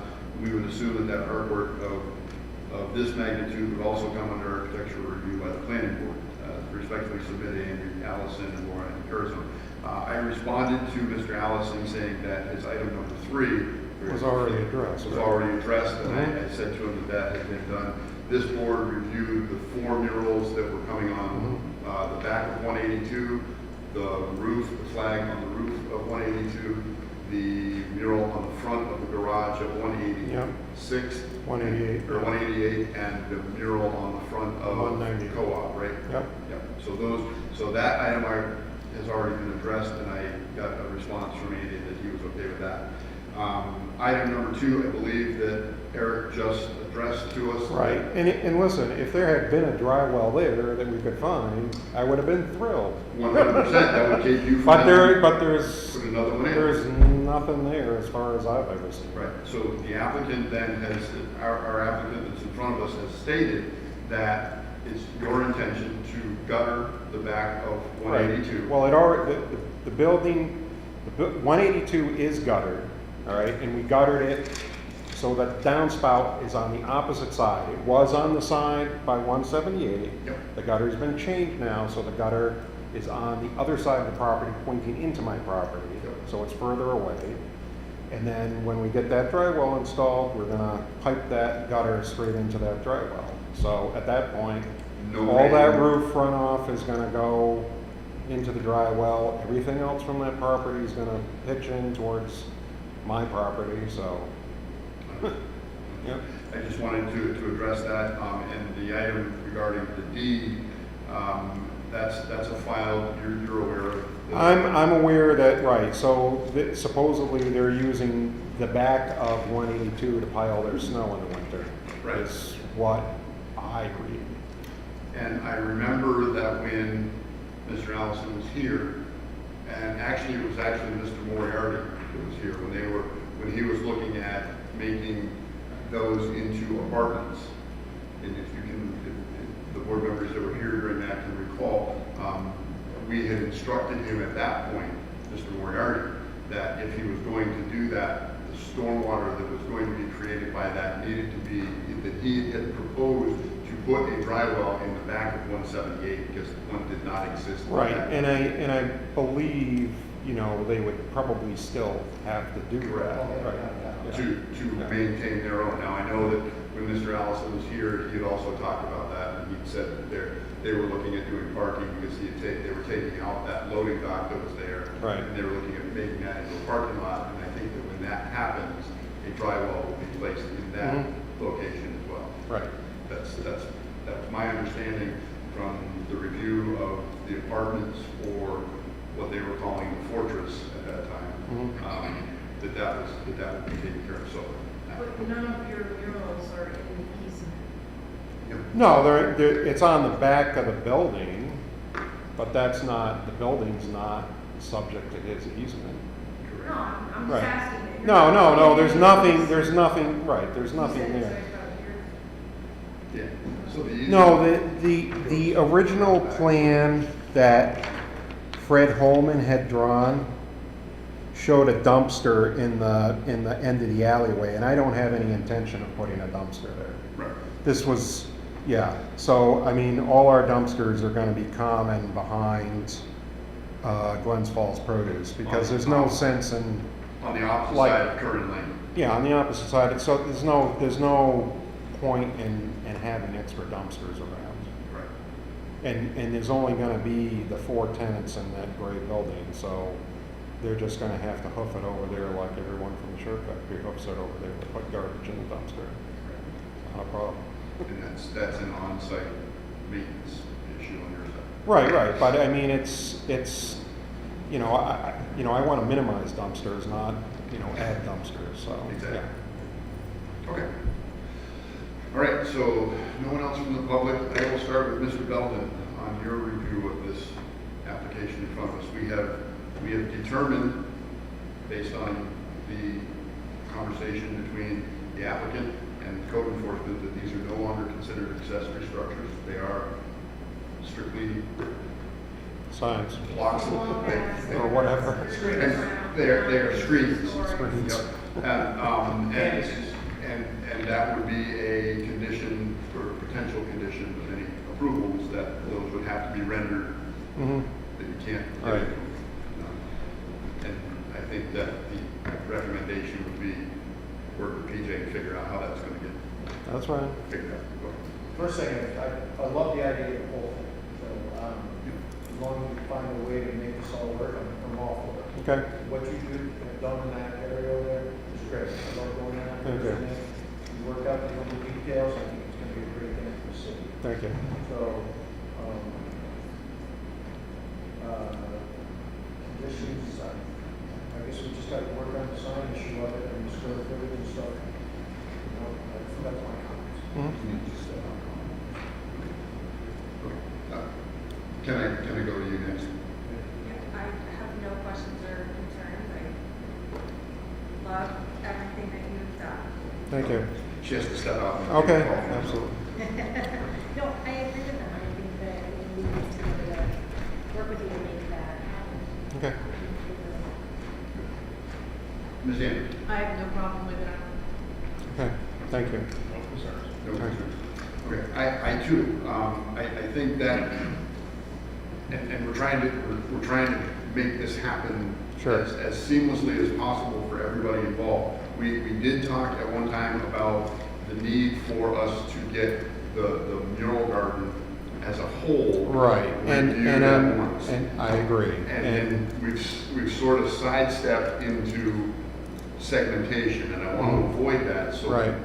at getting the interpretation from PJ Right. that these are in fact signs Mhm. at this point, I think, and correct me if I'm wrong, that in my mind has helped to clear this up a little bit. What I would suggest as the next step, I know the murals have been started. I've seen Mhm. them. Yeah. I've walked over and Absolutely. actually looked at them. Right, Quite right, right. honestly, the work that these artists are doing over there is absolutely phenomenal. Thank Back you. of 182 has completely transformed already. Yep. The back of that building that was, every time I drove down Cooper Street, looked at the back of that building, and it Yeah. has now become something that it's fun to watch progress. So that being said, the next step, if any potential approval for the 6 signs as this part 1, I would ask that the next step be a complete Sure. submittal to us for what are your intentions with the whole thing moving Mhm. forward, Okay. so that we don't bump up against this part again. Sure. Okay? One more thing. Yep. And I don't know if this is in place or not, but this being an entity as part of the city, you are going about this the right way of applying, and you're kind of getting hit on by all this stuff. Everybody else has these containers in their yard and nothing's been done. Right. Because this has evolved and the city and other communities haven't looked ahead to prepare for something like people throwing these in their yards. Right. Now it's coming to a head because you put them there and people. Right, no, obviously, I can't speak completely for Philip's predecessors, but, the attitude was like, before it was like, whatever, we And don't we've had care. issues with the Free And reign. so, and we've actually, a lot of trailers have actually Completely. left the area. Especially once You know. Perkins left. I remember Well- when Perkins was there and they were renting space or whatever, however that was going on. That place was, Perkins Recycling, Right, that it's place full of was trailers, full of wall to trailers. wall. Yeah, And- wall to wall. No, but I'm talking even just ugly trailers, like there was one behind Glens Falls Produce that had homeless people living under it, that disappeared, Yeah. and, we had the couple that were over, Yeah. that were Jim Knapp's, and those were ugly, and those disappeared, And those so, have gone so away. we're, I mean, I know so there's there, still- we're net, it's actually less there than there was, years ago. But this is with companies like Pods and these businesses selling these containers, this is a today event type thing that's happening in our Right. communities where all of a Absolutely. sudden, you might have one in your neighbor's backyard. Right. Where it needs to be addressed as a community. Right, and that's, So and that's, you're kinda and that's fine, like, all I said is, as long as It's it's fair. applied to me, the same Applies as to it's everyone. applied to everyone else, Correct. I don't care. Yeah. That's fine, but Well, I don't wanna be special in Right. terms of, like, having a special set applied to me and Not not to other special that. people. Yeah, exactly. Well, thank you for your efforts. Right, no problem, thank you. I believe, correct me if I'm wrong, and you tell me, with sign review, is there any seeker involved? No, in no, sign review? no, secret. So you didn't have to kick me No. through that one. Getting better. Your opinion as far as us moving forward with sign review? For these 3, There's 6. Well, there's 3 containers, 2 Three on each containers, container. 2 sign, There's 3 containers with 2 murals on each container that measure Right. 10 foot wide by 8 foot tall. but one of the drawings you submitted showed more containers. Like this drawing here has 1, 2, 3, 4, 5, 6, 7, 8. Right, and those aren't all there. These ones that are circled, 1, 2, 3, Yeah, I- those are what we're talking about. These aren't here, these aren't here. Okay. Or the 10-year. I mean, one of these, technically, like right now, if we're talking about it, one of these containers belongs to community action. And sitting behind that block building has been for 20 years So probably. the question is, are you planning in the future future to bring in all these other. Right, so for the short term, 3 to 4 years, Okay, so- this is kind of the game plan as to what we would be looking to for 3 to 4 year So whether or not timeframe. segmentation applies to signs, I guess that's subject to interpretation, but if you're fashioning a motion, you're gonna put some conditions on it, Yep. then it would just say, you know, for no more than, how many do you anticipate total? What's on here right now, so one, Seven? 3, 4, 5, 6, 7. There's 11 shown on that plan. So we wanna make sure we're aware that there's 11 going in. Mm-hmm. And that any other approval is conditioned upon the requirements as stated by the code officer. They are not to be secured to the ground. That means you can't stand on Right, one end. right, They cannot be used for storage. They must all be sealed, right. permanently sealed. They cannot form a barricade. Is that what you said? Or fence. Or fence. And the placement of them must comply so that not to interfere with parking or access or egress. Is that accurate? Yes. So the placement of them, if you're adding more, you probably need to get approval from building and codes before you start Right. placing additional. I mean, I don't believe any of the ones that are shown here are affecting anybody from using a parking lot. I mean, they're all placed I would agree. fairly far back from the roadways, so unless you're starting your turn 30 foot into the parking lot, it shouldn't be an issue. And having walked over and gone through it, you know, and watched while it was being done, I tend to agree Mhm. that is in fact the case. Yeah. And I don't believe that the ones that are between you and Mahoney form a fence. There's No, there's a- space there's to a walk- gap. There's gaps to walk between them and everything else. And I did get a call from Kevin, and he's happy with. Actually, Kevin was like, hey, I'm happy you put them there, because he actually likes the fact that they discourage people from walking across his property. Correct. Now, why he couldn't just go get himself a fence, I don't know. Because He's that- he's happy that they're there and they're like discouraging people from coming across his property. And that was It's fine. a main comfort. I mean, people. would Yeah, go no, to no, no, no, Vasco's right, lot right, And into right. Perkins' lot and over to Curran Lane and. Yeah, up and around. absolutely. So I tend to agree that has been a positive. Mhm. Okay. Those are your comments. All right, I'm going to try and form this. Everybody buckle in, let's hold on, see if we can do this. I would make a motion that the Glens Falls Planning Board, acting as the Board of Sign Review, hereby grants sign approval for Eric Unkoff, owner of Curran Lane LLC, 153 Maple Street, and these are for 17 and 18 Curran Lane, is that correct? Yes. As presented at the meeting of 1 August 2023, subject to the following conditions, that the containers, the 11 containers as proposed on the site plan that are shown, that was presented to us, are the containers that will eventually, there are 7 there now, there will eventually be 11. That those containers be rendered so that they cannot be used as storage, therefore they do not apply as accessory structures. They are then signed. The signs are, the containers themselves are not physically secured to the ground, so they can Correct. be moved if need be. That they do not form a barricade or fence, which we have all discussed and decided that that is the case. They are simply containers sitting on the ground. That they do not, that the placement does not interfere with the ingress or egress of the parking lots or the driveways to their Correct. properties. And I think that was it.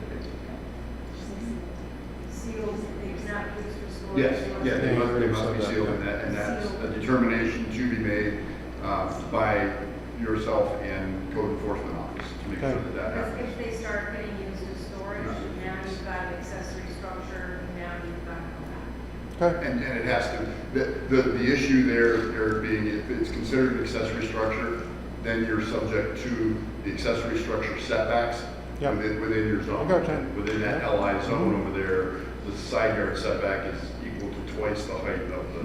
Main building, right? So, it, you know, an 8-foot structure's gotta be 16 feet from your property line. And that Right. kind of defeats the purpose of the out in the middle of your parking lot. Yep.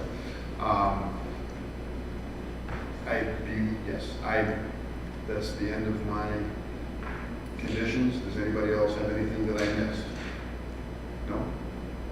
So, that's where I'll end those 5 conditions, and I would look for a second based on that. Second. Second. All in favor? Any opposed? All right, thank you. Mr. Grant. Thank you very much, Eric. I Yep. appreciate you sticking with us.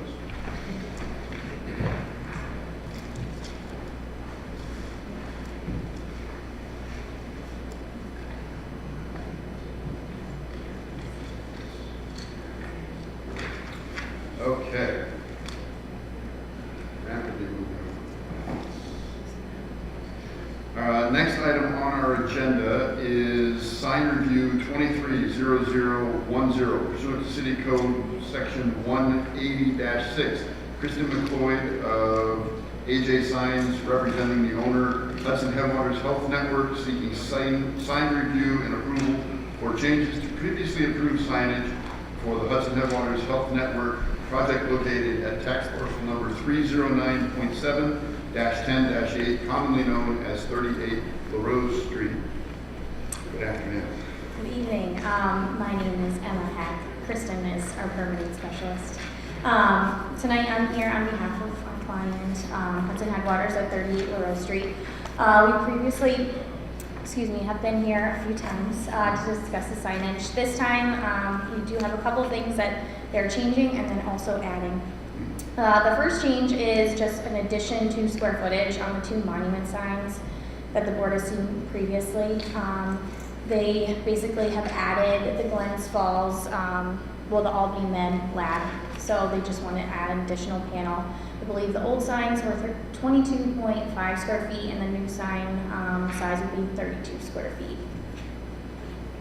Those are in the same location that they were Yep, prior. same exact location, same setup, just an additional panel, yeah.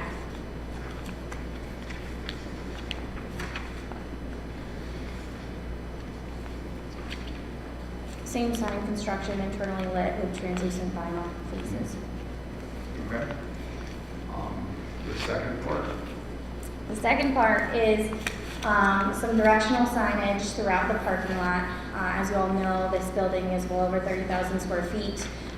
With the addition of the Albany Med Lab services, it now adds a little bit of an additional confusing factor because you don't just have Hudson Headwaters on one side and the Peace Center on the other. You now have the health lab services in the middle.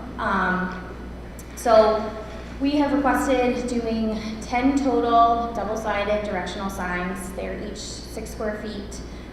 They basically all say the same thing. They're just scattered throughout the parking lot to let people know where each service actually is. Being that the parking lot is so large, they kind of wanted to have multiple signage scattered throughout.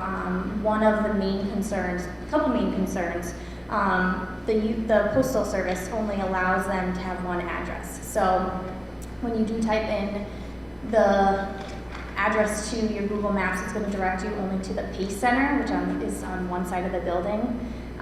It doesn't allow you to necessarily bring up the other Albany Med services or Hudson Headwaters services. So the Pace Center itself deals a lot with elderly patients. They provide services for those guys. And what they don't want is confusion, having several people in that side of the building coming in, asking if they're in the right spot. And then they also don't want the elderly patients having to kind of travel all over the parking lot, hoping they get in the right spot the first time. And then the second concern really is just travel and again, kind of confusion. That being a major concern of everyone's is just overflowing or overwhelming the staff at the front desk with people saying, am I in the right spot? Am I coming? Where is this? Where is that? So that's kind of why there's so many of them, just to avoid confusion and several questions. Those are basically, that's this group of small signs. Yep. It looks to me like the overall height is 4 feet above the ground. They're 2 feet to the bottom of the sign, and they're only 36 inches wide. So it's basically, and I don't have a drawing here, but one time I need a full-size drawing. It's basically the size of a full-size drawing that would be mounted 2 feet above the ground. Yeah. Okay. They're not very large and they're not lit. And then they also, I believe Kristen had submitted the map of the locations, so you should have that as well. Okay. That covers your portion of the presentation. One more, Okay. which has been approved by the building inspector, but he did want me to mention it. We had recently installed the letter sets that go above the canopies. Yes. And you've been here for this? Yes, on the Pace side, we have them on the south, or the west and the east. On the Pace canopy, they noticed that it's not very visible on the north side. I'm sorry, the north and the south. They realized it's not very visible on the north side. It's also facing neighbors, so they had asked if they could keep it on the same canopy, exactly, and just put it on the east side. Just wanted So it's facing LaRose Street now instead of facing the neighbors. Ms. Weber's backyard. Exactly. So they just wanted their stamp of approval and that being okay. Okay. Is there anyone from the public who wishes to address this application? You know, Ms. Weber's here. All good. She doesn't know who I am. I haven't had any contact with them. My other question is, You know how this works, Ms. I do Weber. know how it works, but I didn't want to have to. Didn't want to have to. Tina Weber, 16 James Court. I'm your neighbor, no, not your neighbor, but I didn't realize Albany Med went in. I guess that's my first thing. They've been talking to me a lot, and they didn't throw that little bit in there. Yeah, it's a discussion between Hudson Headwaters, and it's just an additional service that was added. Right. Yeah, and I don't know anything further. You're I'm the just doing the sign signs. person. So I just know doing you're signs. only the sign person, and Yes. can I get a copy of those? If not, I can go see Chris. Sure. Let me see if I have an extra one in here somewhere. You know what, I can go see Chris tomorrow. I mean, it's not a big deal. If I have an extra one, you can certainly have it. Just find one. I'm just worried about more people, because I was told different hours. Now if we're gonna have, I don't, from what I understand, there was no change in the hours for Okay. the operation. And that It's was only part the of- sign. And that I was, don't know. and that was one of our conditions of approval, was that the hours be, that was I'll give him a call tomorrow. lights on and lights off at a certain period of time. And they Correct. stated that was gonna be maintained. Yeah. So I believe, because this is just lab services, correct? Yeah, I don't think that it would have any. I don't think there's been any change to Yeah, that. unusual hours. Okay, thank you. I just want to share them with my neighbors. Thank you. Who did I start with last? I started with you last. We'll start with Mr. Lamb.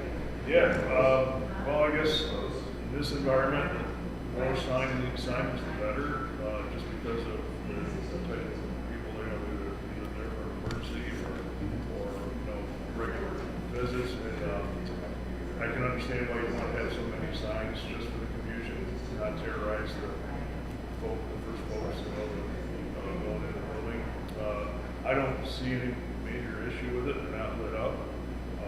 There's more there for information. There's no harm in that. So I don't have a problem at all. No problem. I don't have any problem with the sign. Can I just ask another question? What's the Peace Monument? I was looking at that first thing, that was the sign. What's the monument? Oh, that's what they're calling the monument. That's, okay, It's a got it, monument. sorry. Yeah, it's a- Okay. And then there's another one on the other side that says that's Headwaters Monument. I was thinking That's like. that. No. Those are gonna be lighted during the hours of operation. Yes, well, during the day, no, but Right. at night at 4 o'clock when it starts to turn a little bit darker, they will be illuminated so people can easily find them. But they'll go off when it's closed. Yeah, they'll be on a circuit on a timer, so whenever anyone would like them off, they can set that, so it can be off at a certain time. That takes care of you? I don't know. No, I understand. I don't really have any real issue with them either. I did get some comments from another neighbor, who was the former chairman of the board. He asked to have these, have them sent to him. He looked at them and got back to me and said he was perfectly fine with them. I don't feel that these are significantly different than what was submitted to us previously that we approved. Obviously, the internal ones are a little bit different. It's a little bit different thing, but I understand the need for them. My only question about those, because they are set where they're set, and they're pretty much all set in the islands, and you would know this probably better than anybody else, do you feel that those are going to be an issue with snow removal? It depends on how you look at it. The first time somebody with a bucket loader backs over one, they're gonna be gone, and it's job security for you. Hopefully they have a reliable plow surface, so, you know what, they might just have to shovel around those areas, I don't know. That's the only thing that I was thinking, is that there are a significant number, there are a number of them, and they're all kind of located in the islands of this, which, that's the first thing that jumps to my mind when I look at it, is snow removal, and I understand where they're set up and how they would come in, so, that's the only thing that I would, that is a comment on my end, and again, I think that it's something that Hudson Headwater is going to have to deal with as a maintenance thing, and the first or second time that one gets run over by a loader plowing the snow, and they'll figure out a way to fix that. So if nobody has anything else, then I would make a motion. Nosy. Then I would make a motion that the Glens Falls Planning Board, acting as the Board of Sign Review, hereby approves sign application 230010 pursuant of Christian McCoy of AJ Signs, representing the owner of Hudson Headwaters Health Network, as presented at the meeting of 1 August 2023 with no conditions. Can I get a second? Second. All in favor? Yes. Any opposed? We're all good. Thank you. All set. Thank you very much.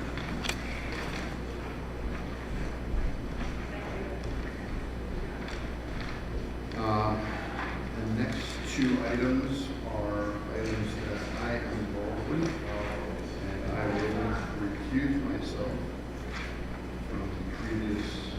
Don't we have one before that? That's it. Oh, I'm sorry, I forgot. So I am, as the chairman, I am involved with the next two items on our planning agenda. I am going to recuse myself from the discussion as I will be presenting. I am going to turn the meeting over to Ms. Murray, who will act as the chair from here forward. Thank you. Thank you, Tina. Okay, where are we? We're on G.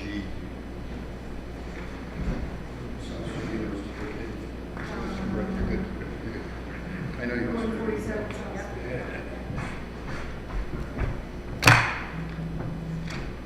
We're looking at 147 South Street, a new apartment building, the site plan first. Is that what you'd like to do first? Site plan? Well, we'll do them Concurrent. Okay.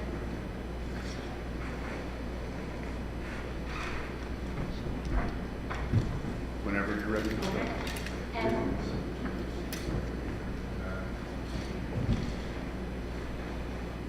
Mr. Levack, would you like to start, or? Do you want to read it in?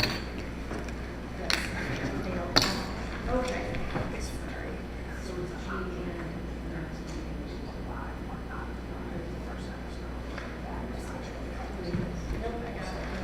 Next up on the docket is site plan review 23-0011, commonly known as 147 South Street, and we will be doing site plan and architectural review. architectural review is 23-0006.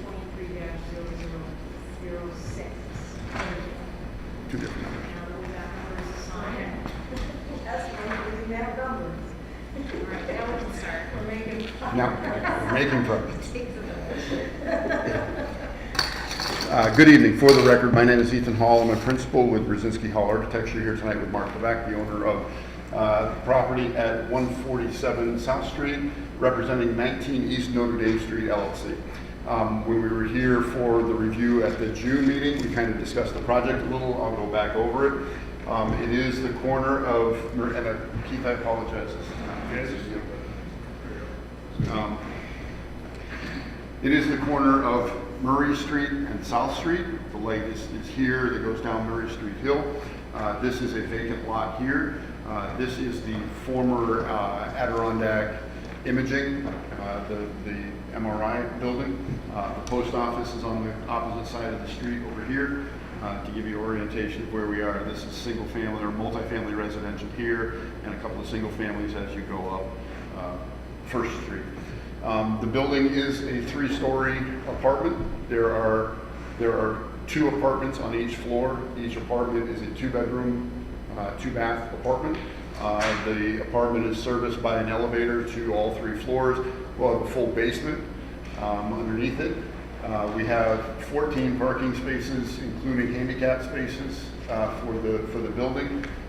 The dumpsters are on the end of the building, which is on the end of the lot, which is along the back side of the Adirondack Imaging building. We have snow stockpile storage on both sides so that plowing can take place, plow straight in, stockpile the snow until it gets to a certain point.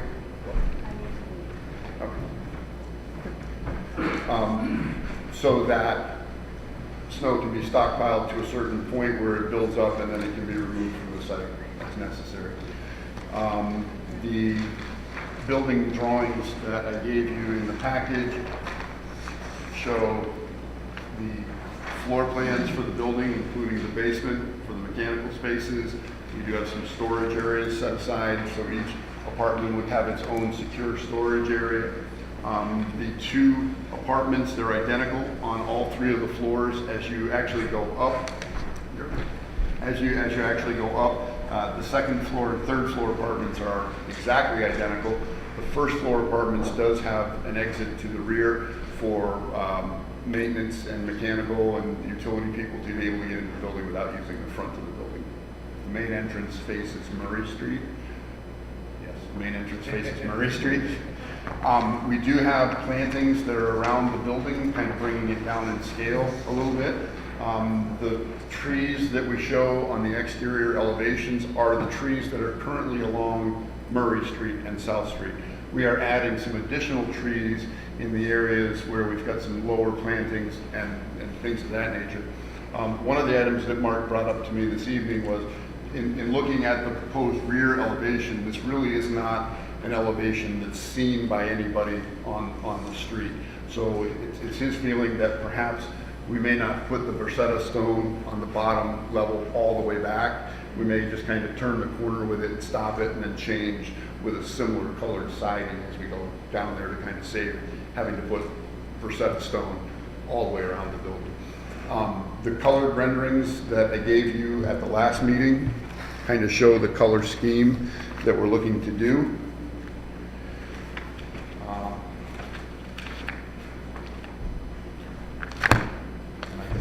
Mark speak to the color scheme. We're kind of looking at some earth tone colors and some darker colors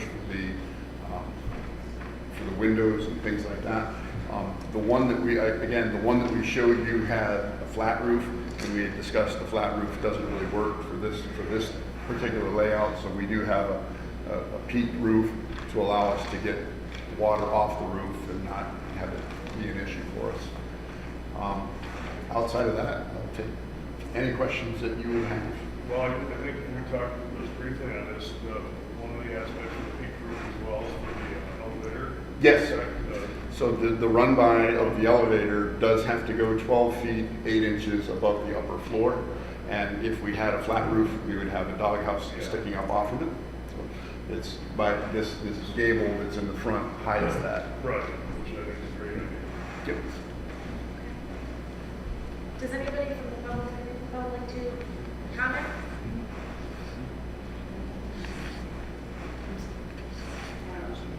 Would anybody like to comment? Would you like to make a comment? Yeah. Oh, sure, please come up.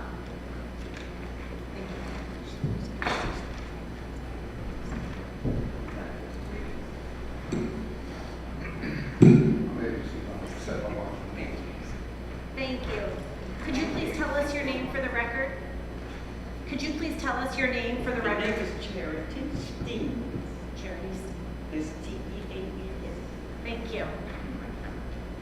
And I just have a few questions about the apartment building you put up over there. It's a big, across the street. Okay. And I just want to know how many units it's going to be. 6.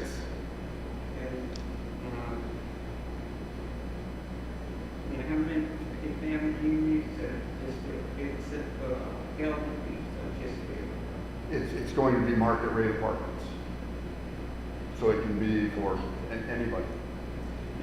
how will you have the trash removed over there? Would it be next to Yep. There are two dumpsters that are at the end of the parking lot. They'll be in a fenced-in area, and any garbage from the building would go out to the dumpsters and be kept inside the dumpsters until they get picked up. it's really noisy, a lot of traffic is on that corner there. Is that going to be any problem? Any additional traffic? There's only 6 apartments, so that would only be a total of, by code, we're required to have 1.5 parking spaces per apartment. So that would be 9 that we would be required. We're providing 14, including 2 handicap parking spaces.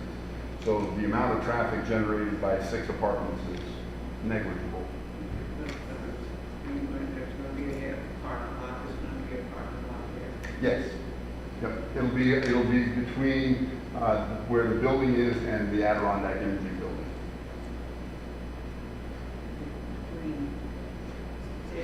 It's going to be where the parking lot is going to be between where our building is being proposed and the existing Adirondack Imaging Building is now.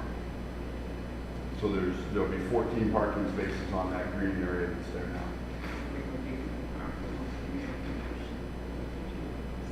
I'm sorry, say that again. And with parking. It'll be on the east end. Yep. Northeast end, according to.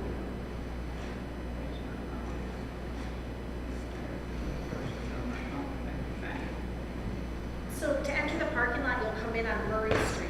It's Yep. just one ingress and egress. One You don't go ingress out and south. egress off of Murray Street, and it's generally where there's a curb cut there now.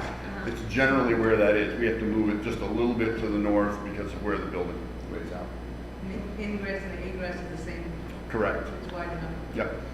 Yep. And we're back 190, or I'm sorry, 118 feet from the intersection.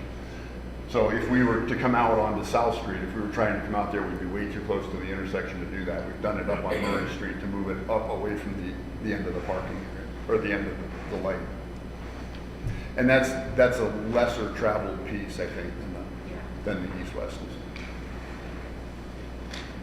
Ma'am, do you have any other questions? Yes, I got it.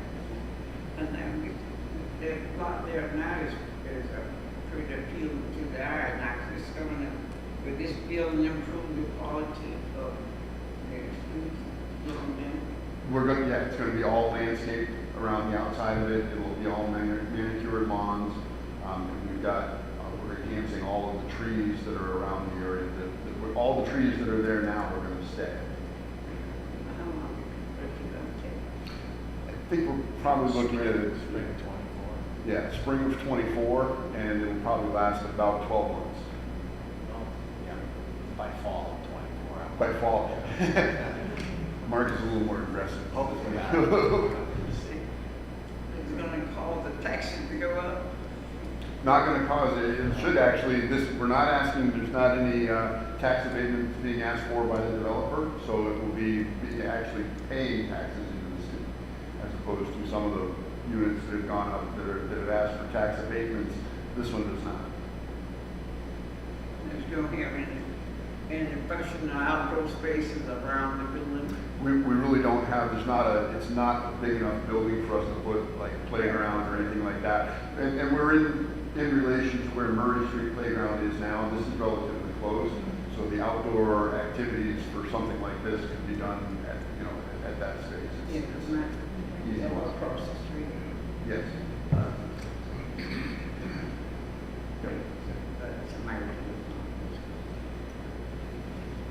Absolutely. Mrs. Steves, thank you. Ethan, we really didn't talk about lighting, Is it scenes? but For address? That's for address. Oh, Ma'am, this- can we have your address, please? The address, Where do you live? south, it was talking about South Street. 141. Okay, thank you. You're down in, I'm in the park. Okay. That's just for the record, so. Senior park. Okay. But the house is one. Okay, thank you very much. Thank you, ma'am. Yes. Would anyone else from the public like to comment? Okay. Want to start over here, Mr. Lanfear? I think it's a really good use of that vacant lot. The fact that you're gonna be avoiding any disturbance with the vegetation that's there now and enhance it once the project's done. I think that's, I think it's a great idea, and, I like the single ingress and egress. Don't put an island in there. I think about plowing. Yeah. So overall, aesthetically and just usability, it seems to have laid out pretty well. Thank you.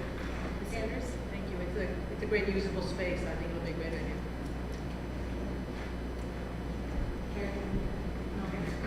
No, I think it looks great. Good use of space, as Keith said, and I think another great thing for city.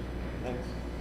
I agree, and I like the colors, I like the design, I think it's gonna be lovely. One of the items that Mark just brought up to me that we didn't address was lighting.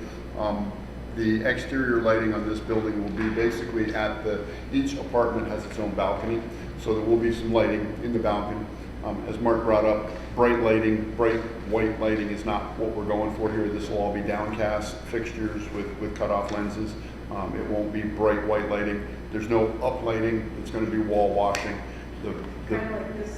Exactly. The ones that are shown on there, that rendering is strictly shown for our color selection and things of that nature, not with the lighting. The parking lot lighting, obviously, we're going to have a couple of lights in the parking lot because by code we have to provide some modicum of lighting in there. Again, those are going to be LED fixtures, down lights. They'll be cut off fixtures so that you don't see the lenses, and we're only going to put them up just as high as we need them to get the light spill to go out. And then there will have to be a couple of lights along the walkways. Typically, and I haven't gone over this with Mark, but typically what I like to use for those are the bollard lights that are just, it's a light bollard, it's only about this tall, and it just casts the light down onto the ground so that we call it stumble lighting, so that people don't fall when they're walking on the sidewalk. We wouldn't be looking at putting any mass lights up, trying to light the whole parking lot or doing that way, so. Did you guys consider solar? The only issue that we've got with those for being solar lights, they're great when you've got good sun in the wintertime, and because of all the trees that are on this lot, I don't think we would, in the wintertime, would get enough solar in there to keep those lit. Yeah.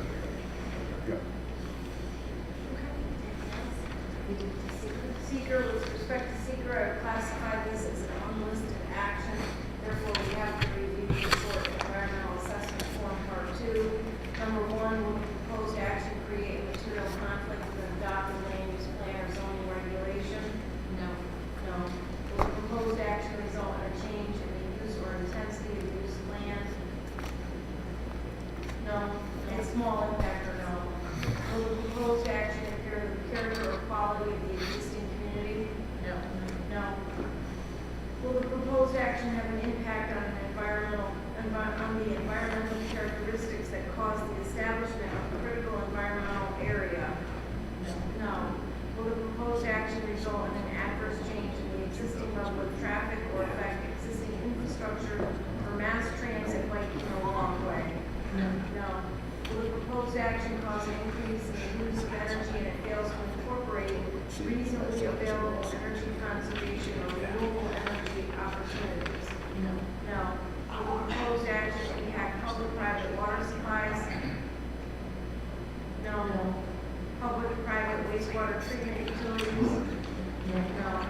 Will the proposed action impair the character or quality of important historic, archaeological, architectural, or aesthetic resources? No. No. Will the proposed action result in an adverse change to natural resources such as wetlands, water bodies, groundwater, air quality, flora, or fauna? No. No. potential for erosion, flooding, or drainage problems? No. No. Will the proposed action create a hazard to environmental resources, or do a no? No. Based upon the board's review of the short form, the board could accept lead agency and declare a negative declaration.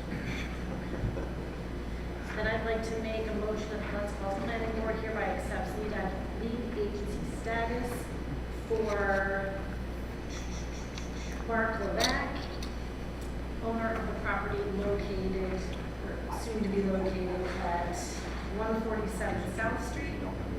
The board has determined the action to be a type 2 Unlisted action. an unlisted action, and has reviewed the short form environmental assessment form and upon documentation and discussion issues a negative declaration. Do I have a second? All in favor? Any opposed? Okay, motion carries. Yes, you do. You still, okay, You you said said four. four. No, I can do something. You can stop it short. Okay. You can stop it.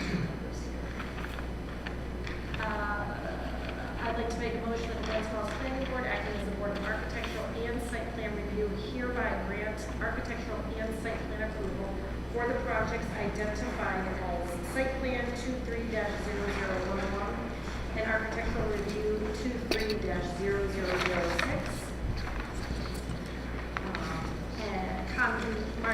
The project identified as Mark Levac and located at 147 South Street, as presented at the meeting of August 1st, 2023. Any second? All in favor? Any opposed? Thank you. Thank you very much. Thank you.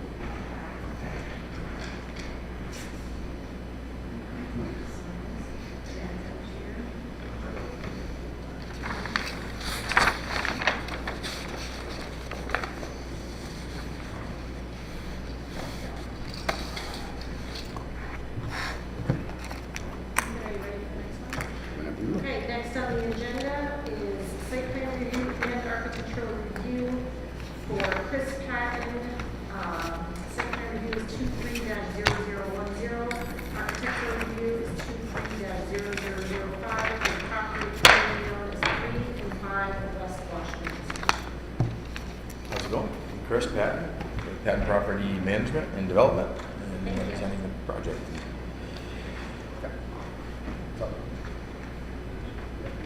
Get it from there. It's up on there. Or I can use this. Good evening. For the records, Ethan Hall. I'm principal with Brzezinski Hall Architecture, and again, here with Chris Patton tonight representing Washington Manor, which is the corner of Washington and Harlem Street. We were here for sketch plan review on the 5th. There was no, obviously we weren't looking for any approvals at that point because we needed to get zoning area variances for the project. The project went to the Zoning Board of Appeals on the 17th of July. The required zoning variances that we were seeking at that point were approved by the zoning board. So now we're back with site plan review for the project. To give you the layout of the project again, Harlem Street runs north and south on the page. Washington Street runs this way. Bay Street is on the upper side of it here. The property that is abutting Harlem Street is the 333 Glens Street property. That is currently a parking lot. It does have current access to Waite Street. That is chain linked off. It used to be when Continental was here, that was one of their outs. They've since chain linked that off so that that's not an out anymore, and it hasn't been for quite some time. The other property is a piece of property that is owned by the Smith Flats LLC. That is Mr. Hoffman. They're in the process of transferring both pieces of property to Mr. Patton. The intent then is to put up 28 one-bedroom apartments, as we had discussed in July. The ground floor apartments are all accessible apartments, so they're all handicap accessible apartments. There'll be 20 of those, or 10 of those, and then there's 2 more on the 8 unit that's on the other side that are all handicap accessible apartments. The upper floors obviously are not, so 50% of this entire project is handicap accessible. They are all one-bedroom apartments, 1 bedroom, 1 bath. I have given you the exterior colored rendering, which I have here as well. That shows the layout of the color scheme for the building and what we've done as far as breaking up the mass and how it faces. We have added, there are currently no street trees on Harlem Street. We have added all new street plantings along Harlem Street.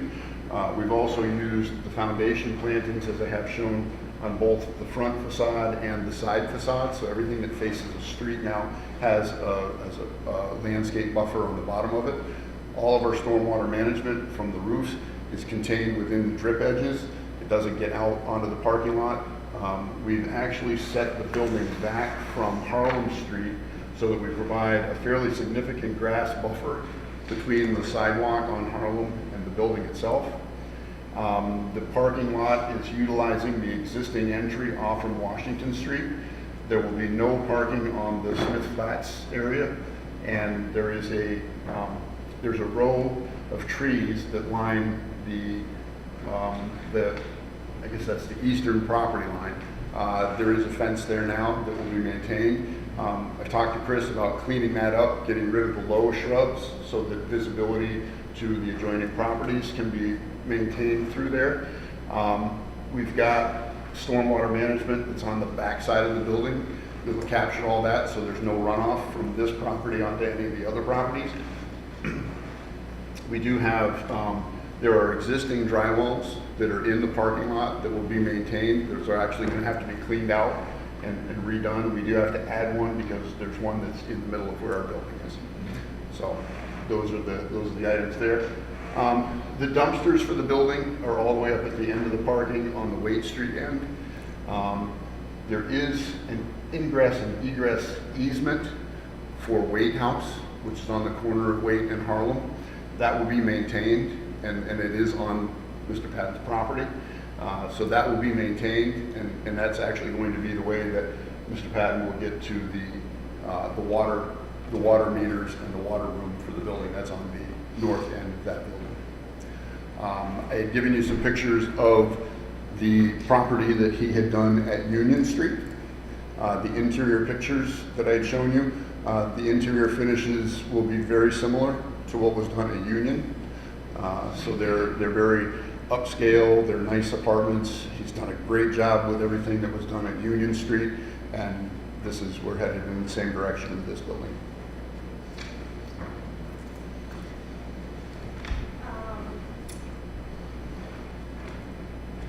The architectural comments, which I can't remember right now, that we reviewed last month. Yep. Yeah. Yep. Should I read those into the record again, or do we, I would certainly say that that's appropriate.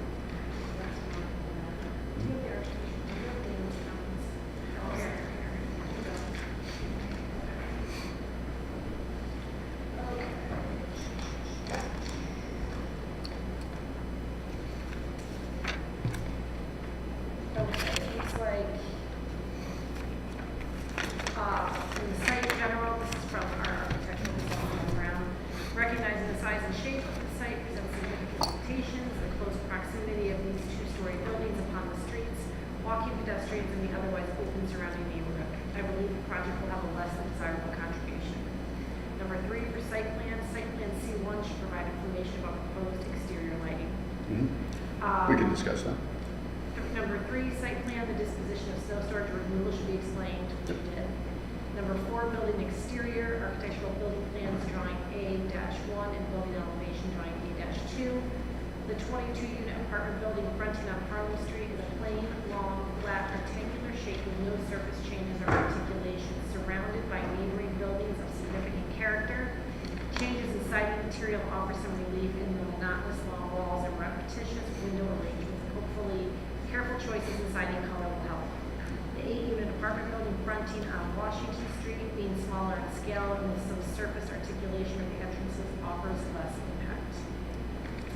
And then new input, Congregation of Sherry Tefillah submitted to the city a July 31st letter expressing concerns about the proposed project. Their concerns in sum represent my overlying concerns regarding the resultant congestion of existing and new buildings together with their parking lots, vehicles and occupants within this segment of a small city lot. At a minimum, there needs to be significant visual, acoustic, and secure separation properties, and the activities of the tenants living and attending at the proposed apartments must be reasonably monitored and controlled by the applicant. Providing a separation with those qualities should be the responsibility of the applicant, and its design thoughtfully accomplished to avoid creating a more detrimental impact. These types of concerns are not unlike those expressed and which occurred at the neighboring Cumberland Farms project. Unfortunately, there fell upon the city police department over the initial years to expend its resources to bring those issues under satisfactory control. So to address the lighting issue, I'll address that first. All of the lighting is under canopy lights. They'll all be down lights. There are lights in the parking areas, or I'm sorry, along Harlem Street now. There are plenty of lights along that street. In fact, that was specifically done when they redid Harlem Street, because at that point there was a lot of parking that was taking place over on the Union Street lot for the folks who were going back and forth between the Continental Building. That actually got overlit down there, and that was specifically done for that portion of it. The Juliet balconies and the sliding balconies that face that portion of the lawn, obviously will have a small light that are outside of those. They'll be controlled by the tenants themselves. Mr. Patton provides security cameras and security lighting on all of his buildings. All four sides are being monitored continually. And as far as the visual between the two lots, as Chris has stated and as I stated earlier, we're going to clean that up so that the visualization between the two lots you'll be able to see from one lot to another lot.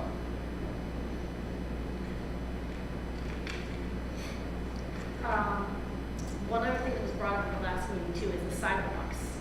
Yes, I forgot to look at those, but are they all- the complete streets. I actually went over and looked at them. So the sidewalk that comes off from here on this corner does need to be repaired. There is a pretty significant drop there. The one that actually comes out onto the crosswalk is relatively brand new, and that one. So obviously any of the sidewalks that are damaged obviously has to be replaced, and Chris is going to want to do that anyway. We did that at Union. When you're gonna have curb cuts, I mean. Yeah, we did it at water, Union. sewer, and gas No coming. problem. We have concrete trucks there. We'll just knock them out. Yes, yep. We'll make sure that that's all taken care of, especially this one at the corner here, because this one, there's a catch basin right at that corner, and that catch basin's tipped, so we're gonna have to work with Tom Gerard to get that fixed, to get that catch basin repaired. That's a city sidewalk, that's a city catch basin. It's not really responsibility of the developer to fix the city infrastructure, but we will take care of getting the sidewalk fixed so that it doesn't have a big step in it. Is there anybody in the public that would like to speak on this project? All right, we'll start with the board. You do give a letter, I'm sorry, one more letter. Okay. Yep, letter dated July 31st, 2023 from the Congregation of Charity Tefillah, which is located at 68 Bay Street. Dear Planning Board members, at our annual congressional meeting 7/30/23, the congregation voted unanimously to express our concern about the apartment building complex being proposed for 3 and 5 Washington Street and scheduled for site plan review 8/1/23. The entire project borders congregational property. Particular concerns were raised regarding the building proposal along the southern border of our property. The building is being squeezed into a strip of land that is too small for it. As a result, the building will be constructed within a few feet of our property. We have concerns regarding security, noise, and aesthetics for our congregants. Our driveway and parking lot will now be hemmed in by multi-story buildings and have very little visual exposure to public streets. In addition, the future residents of this complex will be exposed to garbage trucks, snowplows, and other service vehicles accessing our driveway within a few feet of their back windows.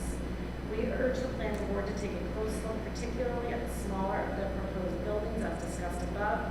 We feel better use could be made of this portion of the property through additional parking or other amenities for the enjoyment of its future tenants. So to address the items there, again, Chris has agreed that boundary between his parking area and their parking area in the back will get cleaned up and opened so that there is a visual sightline between the two. Agreed that this building is going to sit where there is currently a parking lot. We understand that. We have gone in front of the zoning board and we've gotten the zoning board's approval for our area variances.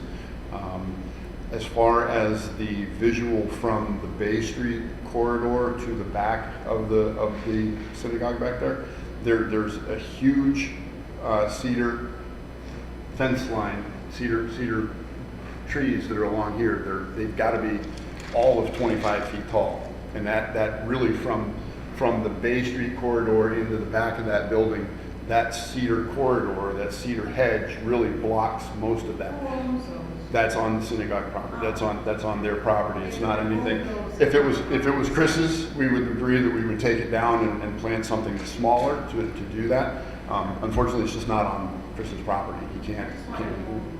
Yeah. That's the first thing. That's the first thing that's going to happen is get this. Yeah, but that lawn deal's on the lot you're buying. Yeah, The lawn is part of yes. the project would be to come back with a new sign permit as well as to develop that corner and make So it Peter beautiful. has to maintain.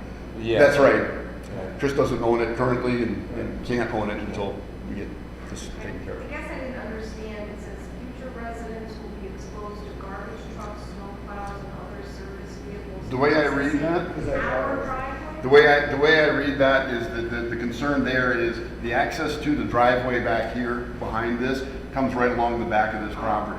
And what they're saying there is that these apartments, this is where the bedrooms are, and this does face back there. Okay. Again, we're in downtown Glens Falls. I was gonna say you're on the city. It's We're in the city. Is it once a week? Yeah, it's What going is to the be. actual setback from the building to the line? Was it It's 5 feet? 5 feet 2 inches. If we're closer than that, the wall needs to be fire rated. That's why we didn't push it back farther when we asked for the front yard setback. We actually pulled this closer to Washington Street so that we can maintain that proper setback back there. And then how much, I mean, just because this is one of the big issues with this project. Yep. getting The only across- issue, I think. How wide is that drive? You guys know off here? This, Is it like 15 feet or something, 12 feet or something? it's got to be at least So that there's like because 20 feet between the buildings, between our building and their building, I I have. way more than that. somewhere around. So, Lot- yeah, lot more. at this graphic scale of 1 inch equals 20 feet, that is, I'm going to say between our building and that building is at least 24 feet. Because that's, this is getting, the headlines. Yeah, and again, No, it's just. yeah, it's offset. That building is actually there, Yeah, correct. and our building is here. So the sight line, Feet of your building overlap your building. I would say maybe 15 or 18 feet. One apartment. Not even the width of one full apartment. The visual sight line as you're coming up, and I actually went out and sat at the intersection of Glen and Washington, and you can see all the way to the back of the building from there, and that sight line is right through here. As you're sitting out there, that sight line is right through here, so the new building won't block that. Looking through there, looking through Chris's parking lot into that backyard, and looking from the Bay Street side, if that cedar hedge were not there, you'd have a sight line looking in from that side as well. Pardon? I can look in the backyard from the track. Yeah, you can see over the top. Again, as far as the lighting goes, I think I addressed that, but that's all being taken care of at the building entries with just down lighting, and there is plenty of light pollution from everywhere else in the city getting in there to light that area. And again, the motion lights that Chris puts on his building, the same thing that we did at the back of Union. So if somebody actually goes back behind there at night, lights it up.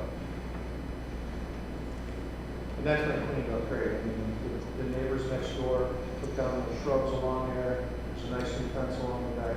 We did everything you said we were going to do. It was amazing. It was amazing once you went in and cleaned up. It was amazing how much people behind lived it. there 35 years. They're like, this is the best improvement in the neighborhood. we've had." People went in and cleaned No, up. I have a house right across the street from Was it? Yeah. Nice. Cool. Yeah, it took a little bit longer than I hoped, but, you. You did, you've done everything you said you were going to do. Oh, no, we're going to go to comments. You want to start with me? The only thing, and I said it last time, and to go along with the architect's review, there's so much character with the buildings in the city, and we're very fortunate with the architecture.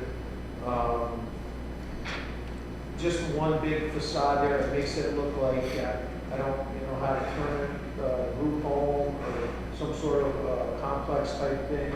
It doesn't really fit the character, it's just being kind of one big flat home. like individual, maybe like a brownstone look or something, that was fine with it.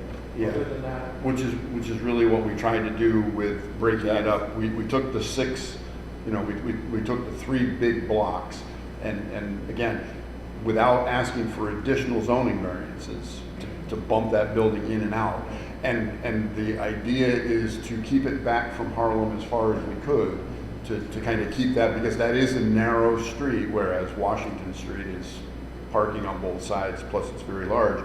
This gives an actual green space between the sidewalk of Harlem and the building itself. Otherwise, if it was in and out. what we're seeing between, this, you see through the trees, and maybe once they're up. Yep. Yeah, I'll put nice trees up, I'll put big trees, so I mean, we'll, block that as well. But it's just that's the one thing, if they look a little more individualistic, then I would be happy with it. I still think it's gonna be a good thing. I think that was brought up in zoning too. Did you consider making different colors for each? You know how you have peaks here? Yeah, we do. We've got darker browns, and I brought. Where did I put it? And I think they were even talking about different colors per year, you know what I mean? Yeah, not only do we have different colors, we also have Different textures. Yeah. So we have shakes, board in the back and the inside. And They were wondering, wasn't it Anton who wondered if you could do like a white one, a yellow one, a gray one, and do them through that. The It's not gonna, I know you buy bulk. it's not gonna look as nice. Okay, it reminds me of like the Desmond where they have all the different. where they have all the different styles and everything, and we looked at that, and it's Chris's feeling, it's sort of my feeling as well, that looks like we were trying to throw everything at the wall and see what stuck. And honestly, we would prefer to have, we're showing, we've broken it up with different colors, different textures, but we've kind of maintained a theme throughout. And you've got your Juliet balconies. And the balconies that we've got there. Shakes and. Correct. There's horizontal siding, Yeah. there's vertical siding, there's shake siding, all different colors. The stone across the bottom does not go, it's not a continuous strip. The stone is only on the portions that we're changing the siding. So we've broken it up that way. I think that the ground plantings, especially like the ones that were done in Union, that's gonna again break the building up a little bit better as well. Is it the same color as the Union? No. Actually, this color scheme, so don't beat it up too much. It came right from my personal house. I really wanted to bring something like that. And so, I mean, it's literally all the same colors that I use in my house. And people literally drive through my neighborhood and ask me what color tones and what stains I use and stuff. So it's very desirable. I think it's sharp when it's up. The one that we used at Union was blue. Blue, right? Okay. And again, it's horizontal on the bottom and vertical on the top, and we used a band to break the horizontal and vertical. And again, we've done that here. We've got there's a horizontal band that runs at the floor level, and that breaks up the size and scale to do that. And that is it's the same detail that we did. It's a small piece of applied roof that sticks out off from the building and breaks that up, so it doesn't feel like it's a full 2-story wall that's staring you in the face. You've got a 1-story with a small roof section and then the second floor above. It also provides for a place to install recessed lighting, like that down lighting that we put on Union, so it looks nice. Anything else? Okay. Ms. Andrews? I think it's a great use of the space. I'm sorry that neighbors don't want anybody in their neighborhood. I know everybody just has a, not my backyard thing. But I think it's a great use of the space, and we need apartments. We do. 15,000 clicks on my Facebook ad for a 1-bedroom apartment and for Union Street. And these are at market rate? It's $1,000 a month for a 1-bedroom. Union Street is full. It's full in 3 weeks. 3 weeks. It would have been full in a week if I had just chose randomly. No, we need more, we're losing so many of the red houses in the city, we're going in a different direction. Yeah. We need walkable apartments for people to work out. And 1,000, I'm told, is under market. You said like the market rate. So I'm like, I think $1,000 in the Glens Falls City is like, a decent price, but like people are like it's cheap. It's like, no, it's crazy to me. The housing just published their rates, well, not 2023, a 1-bedroom, low income is $896. Wow. Yep. So yeah, I guess I'm low income. I'm offering granite, hard surface flooring, custom paint, nice trims, luxury siding. Yes. Yeah, I guess I'm low.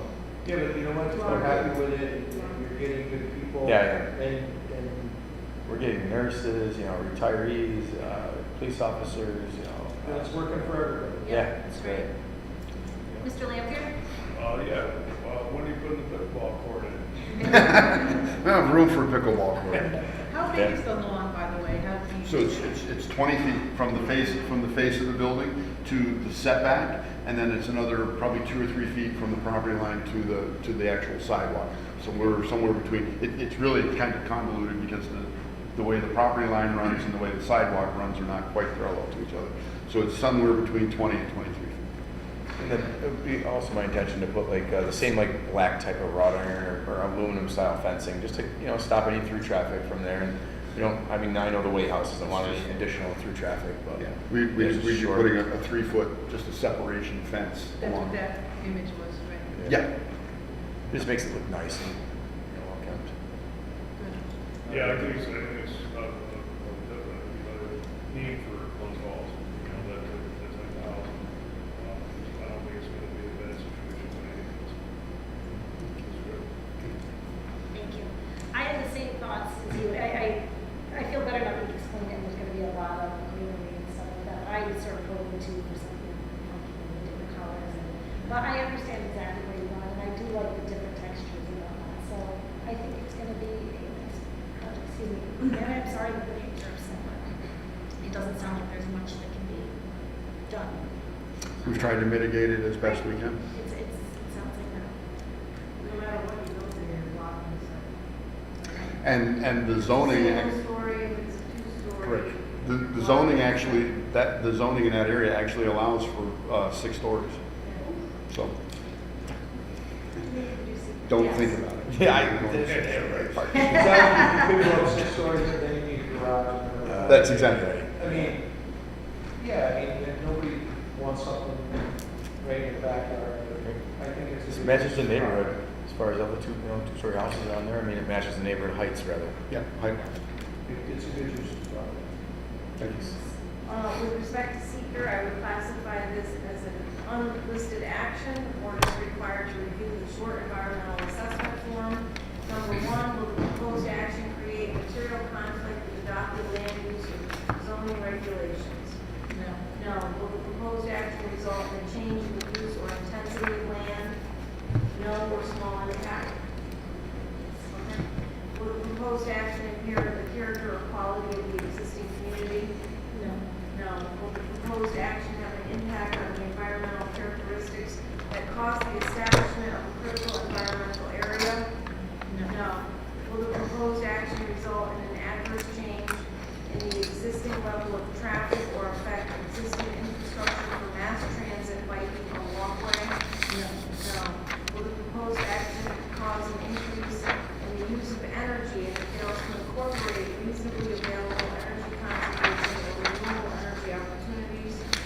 No. Will the proposed action impact existing public-private water supplies? No. Public-private wastewater treatment utilities? No. Will the proposed action impair the character or quality of important historic, archaeological, architectural, or aesthetic resources? No. Will the proposed action result in an adverse change to natural resources such as wetlands, water bodies, groundwater, air quality, flora, or fauna?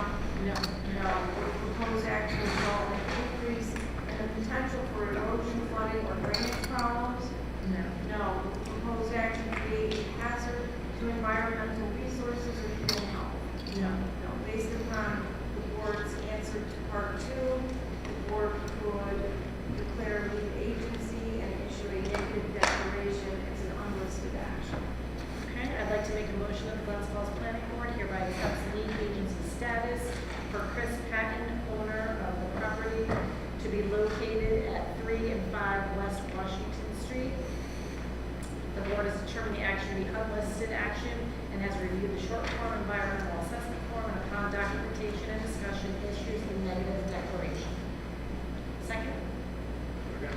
Can I just make one clarification? Chris is the contract vending for this property. Contact vending. I apologize. All in favor? Any opposed? Motion carries. Yeah. Thank you. Excuse me. I'd also like to make a motion that the Glens Falls Planning Board, acting as the Board of Architectural and Site Plan Review, hereby grant architectural and site plan approval for the project identified as Site Plan 23-0010 and Architectural Review .23-0005. Excuse me, for the project identified as contract vendee Chris Patton and located at 3 and 5 West Washington Street, as presented at the meeting on August 1st, 2023. I think there was one condition brought up that the sidewalks be repaired and make sure they're ADA compliant. Absolutely. Do I have to say that too? I said it. Thank you. I adopted. Thank you. All in favor? Or second, I'm sorry, second, thank you. All in favor? Any opposed? Thank you. Great. Carries. Thank you very much.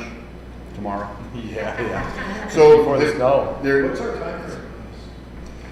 I hope to have them done by the spring. I mean, honestly, I'll start right away. I know you guys are going to be reviewing There something. is, yeah, we've got one other item that we have to discuss as the board prior to that, but it does affect This transfer title. the transfer of title. So, So the I'll sooner that happens, the sooner I can start. discuss that as we get to the next item. Yeah, we're going to proceed with the submitted building permits and all that stuff. Yeah, we got to get, Process No, started. yeah, I understand, but get approval I, before. the intent for us is to get foundations in the ground before it freezes. Because framers can work all winter long. No, it's just. Foundation guys I don't cannot. like foundations. Yep, foundations getting in prior to frost is the big thing. Yeah. It's good. Thank you very much. Thank you. Good luck. Thank you.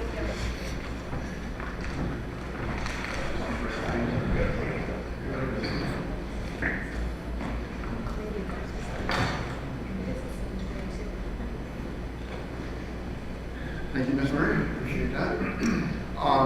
The last item that we do have as a discussion point, I handed out to you when I got here this evening, a letter that came from Mr. Lapper, I believe it's right? Mr. Lapper at Barbara Pond Stewart Roads.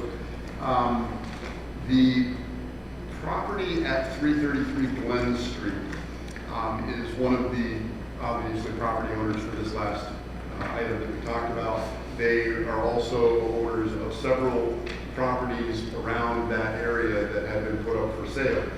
And during the discussion with their lending institution, it came forward that those, when the building was initially built, when 333 Glen Street was initially built, those were required parking spaces. Oh, you can move that out of the way, I'm sorry. Yell at me, Peter. I'm sorry. Thank you. When the building at 333 Glen Street was initially built, those sub-parking areas were required based on the total number of, or the total square footage of the building and the number of office units that were in the building. And that's kind of what John outlined in his, I believe that's what he outlined in his letter. I haven't had a chance to really read through it 100% yet. But the lending institution has questioned if selling these off puts that building, puts that property in an area where they wouldn't meet current parking. And my response to John was those outside parking areas were also done prior to them adding the 3-story parking garage that's there now. So the on-site has been increased. And they're not selling off all of their lots. They're only selling off the one that's behind Stewart's, I believe, is for sale. This parcel is for sale. And there was one other one. It's on Bay, next to Citizens Bank. Oh, next to Citizens Bank, there was that one little parking area. Between Citizens Bank and Smith Flats. And Smith Flats, there was a small parking area that was in there. That was sold to Peter Hoffman when he developed Smith Flats. So there was some additional parking areas that were outside of that purview or outside of that, that were tied into this. So the bank is looking for, so in September, at our September meeting, we're going to address that. Mr. Lapp will be here to discuss that.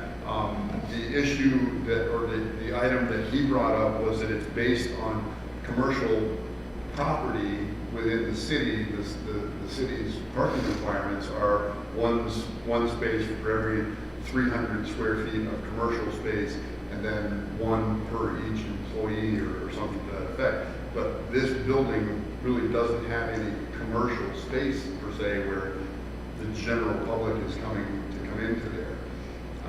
And quite honestly, that building right now is pretty much, there's not a lot of, I know the 8th and 9th floor are sublet out to Angiodynamics, and I don't know that there's anybody. No, but I think the 4th, 5th, and 6th might be vacant. There's some on the 6th floor occupied. Yeah, he gives a listing of what's there, but anyway, the justification that he's put forth in the letter shows that they meet it. Again, this board is the board if there is a discrepancy in parking, as we've discussed before, that comes through the planning board, and we can look at that and make our decision based on this. Do we feel that there's adequate parking at 333 Glen Street for what goes on there now? So in September, I just wanted everybody to be aware that that will be coming back to us, and it's something that we'll look at that point. Okay. Did anybody have anything else for the better good? Is there anything that you sat through our entire meeting and haven't said anything? Well, we have, we're told to be here August 1st for the review board. We're going to have zoning for Arrow Financial Corporation for the signage. Glens Falls National Bank. For zoning? This would be for approval from the council for the replacement of our current logos, Glens Falls National logos on our buildings. We did not get an application for that. That was not part And of our application. the application was filled out and sent back in 3 weeks ago. from They told me that you all received it and we were good to go on the 1st. It was not, it's not in our, it's not, I apologize, that's not in our,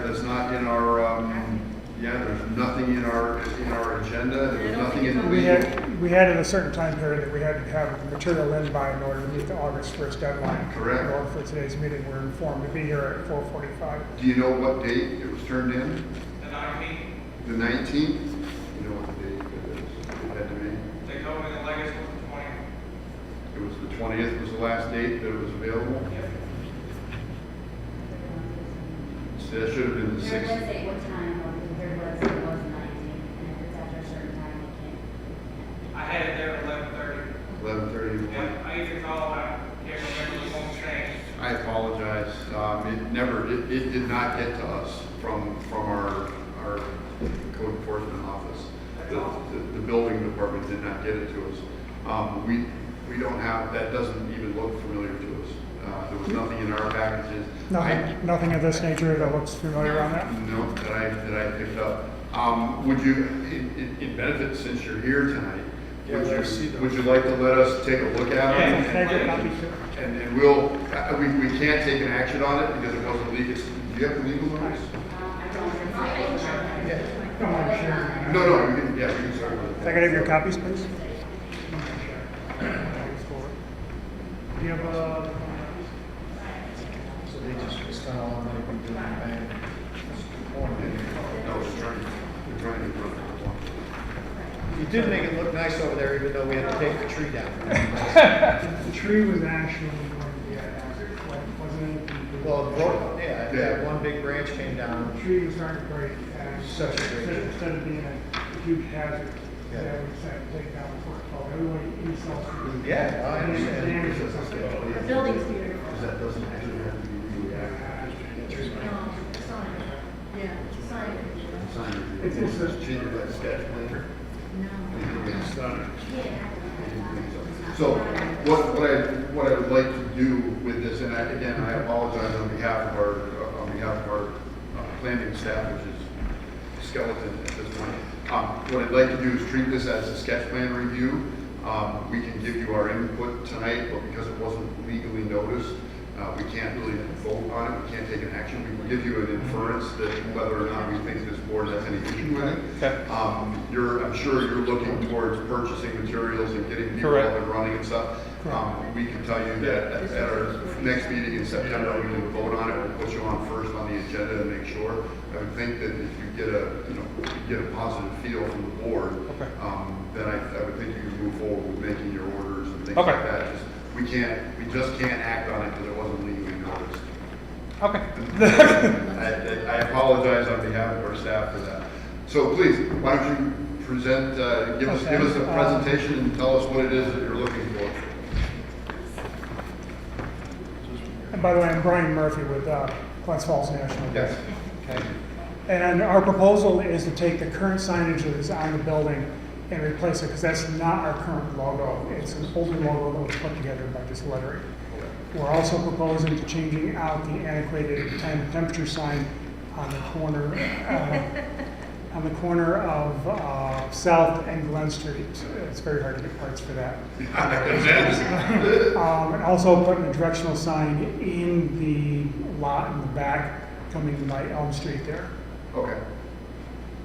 And that's depicted on the side. Okay, I see where you. And none of these are backlit or anything of that nature. It's strictly just PVC lettering that's going to be put on the building. The reason there's a raceway, we didn't want to put any more holes in the building, because otherwise you'd have to do that.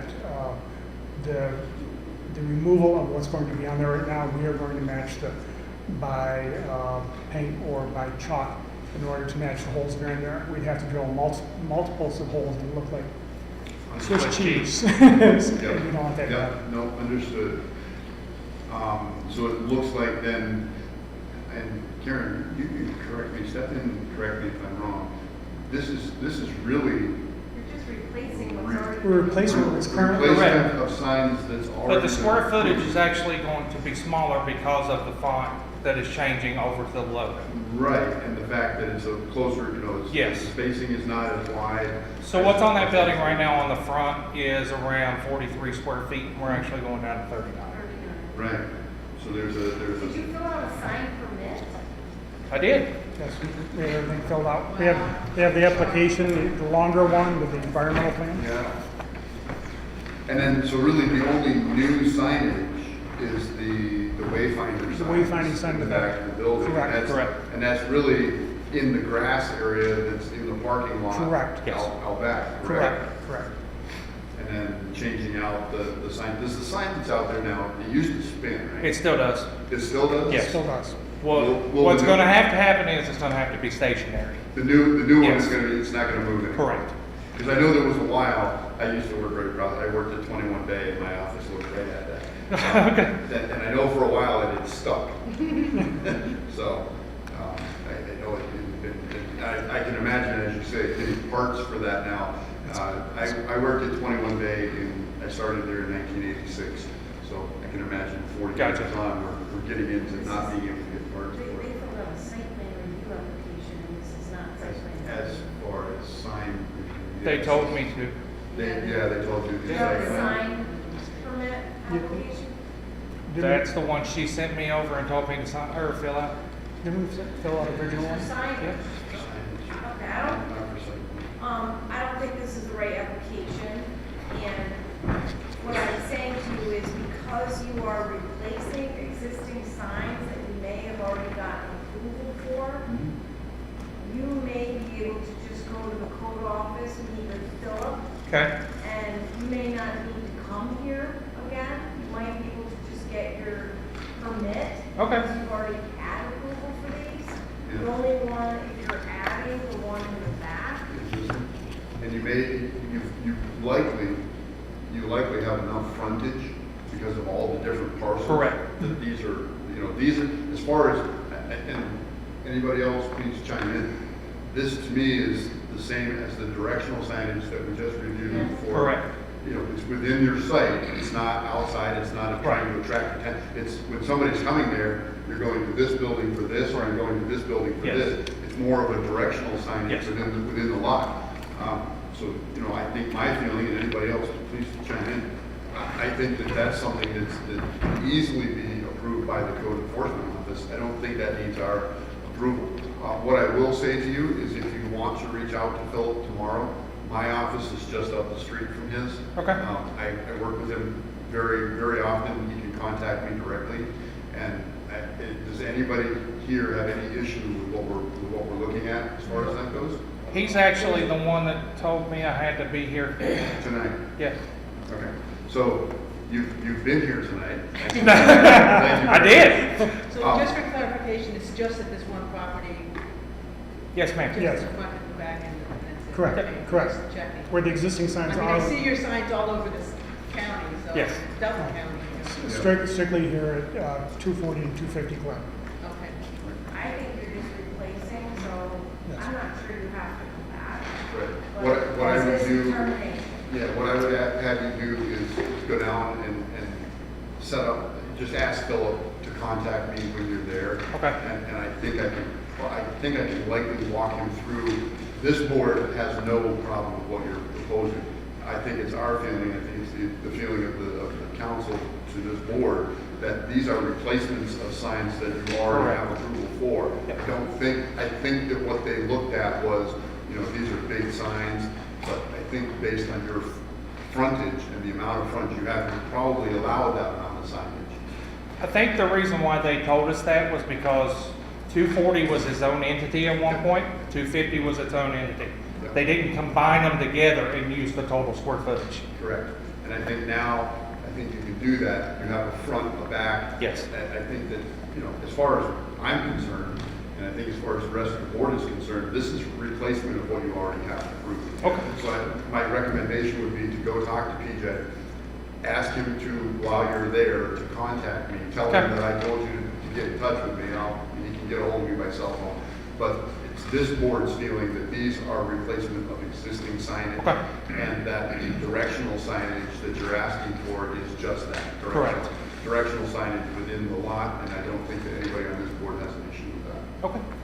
So Well, worst case scenario, you fill out a different application. if he doesn't feel that that's appropriate, and that's why I'm saying, I think if you have him call me, I think I can tell him that I think we're in that. That's this board's feeling that this doesn't need to come to us. We don't need to hold you up. That would be great. He's the code enforcement officer. It's his responsibility to say, Correct. oh, yes or no. And him being as new to the job as he is, I think he's a little gun shy on making some of those calls. Now, is that the gentleman that was here earlier? That's PJ. Okay, all right. So I will call his office first thing in the morning, Okay. and I'll get this all squared away. And again, if he has questions on it, please have him get in touch with me. He knows. Sounds good. He knows how to get in touch with me. Okay. Great. Thank you very much. Thank you very much. I'm Thank you all. sorry- Have a good sorry night. for the confusion. I hope that helps.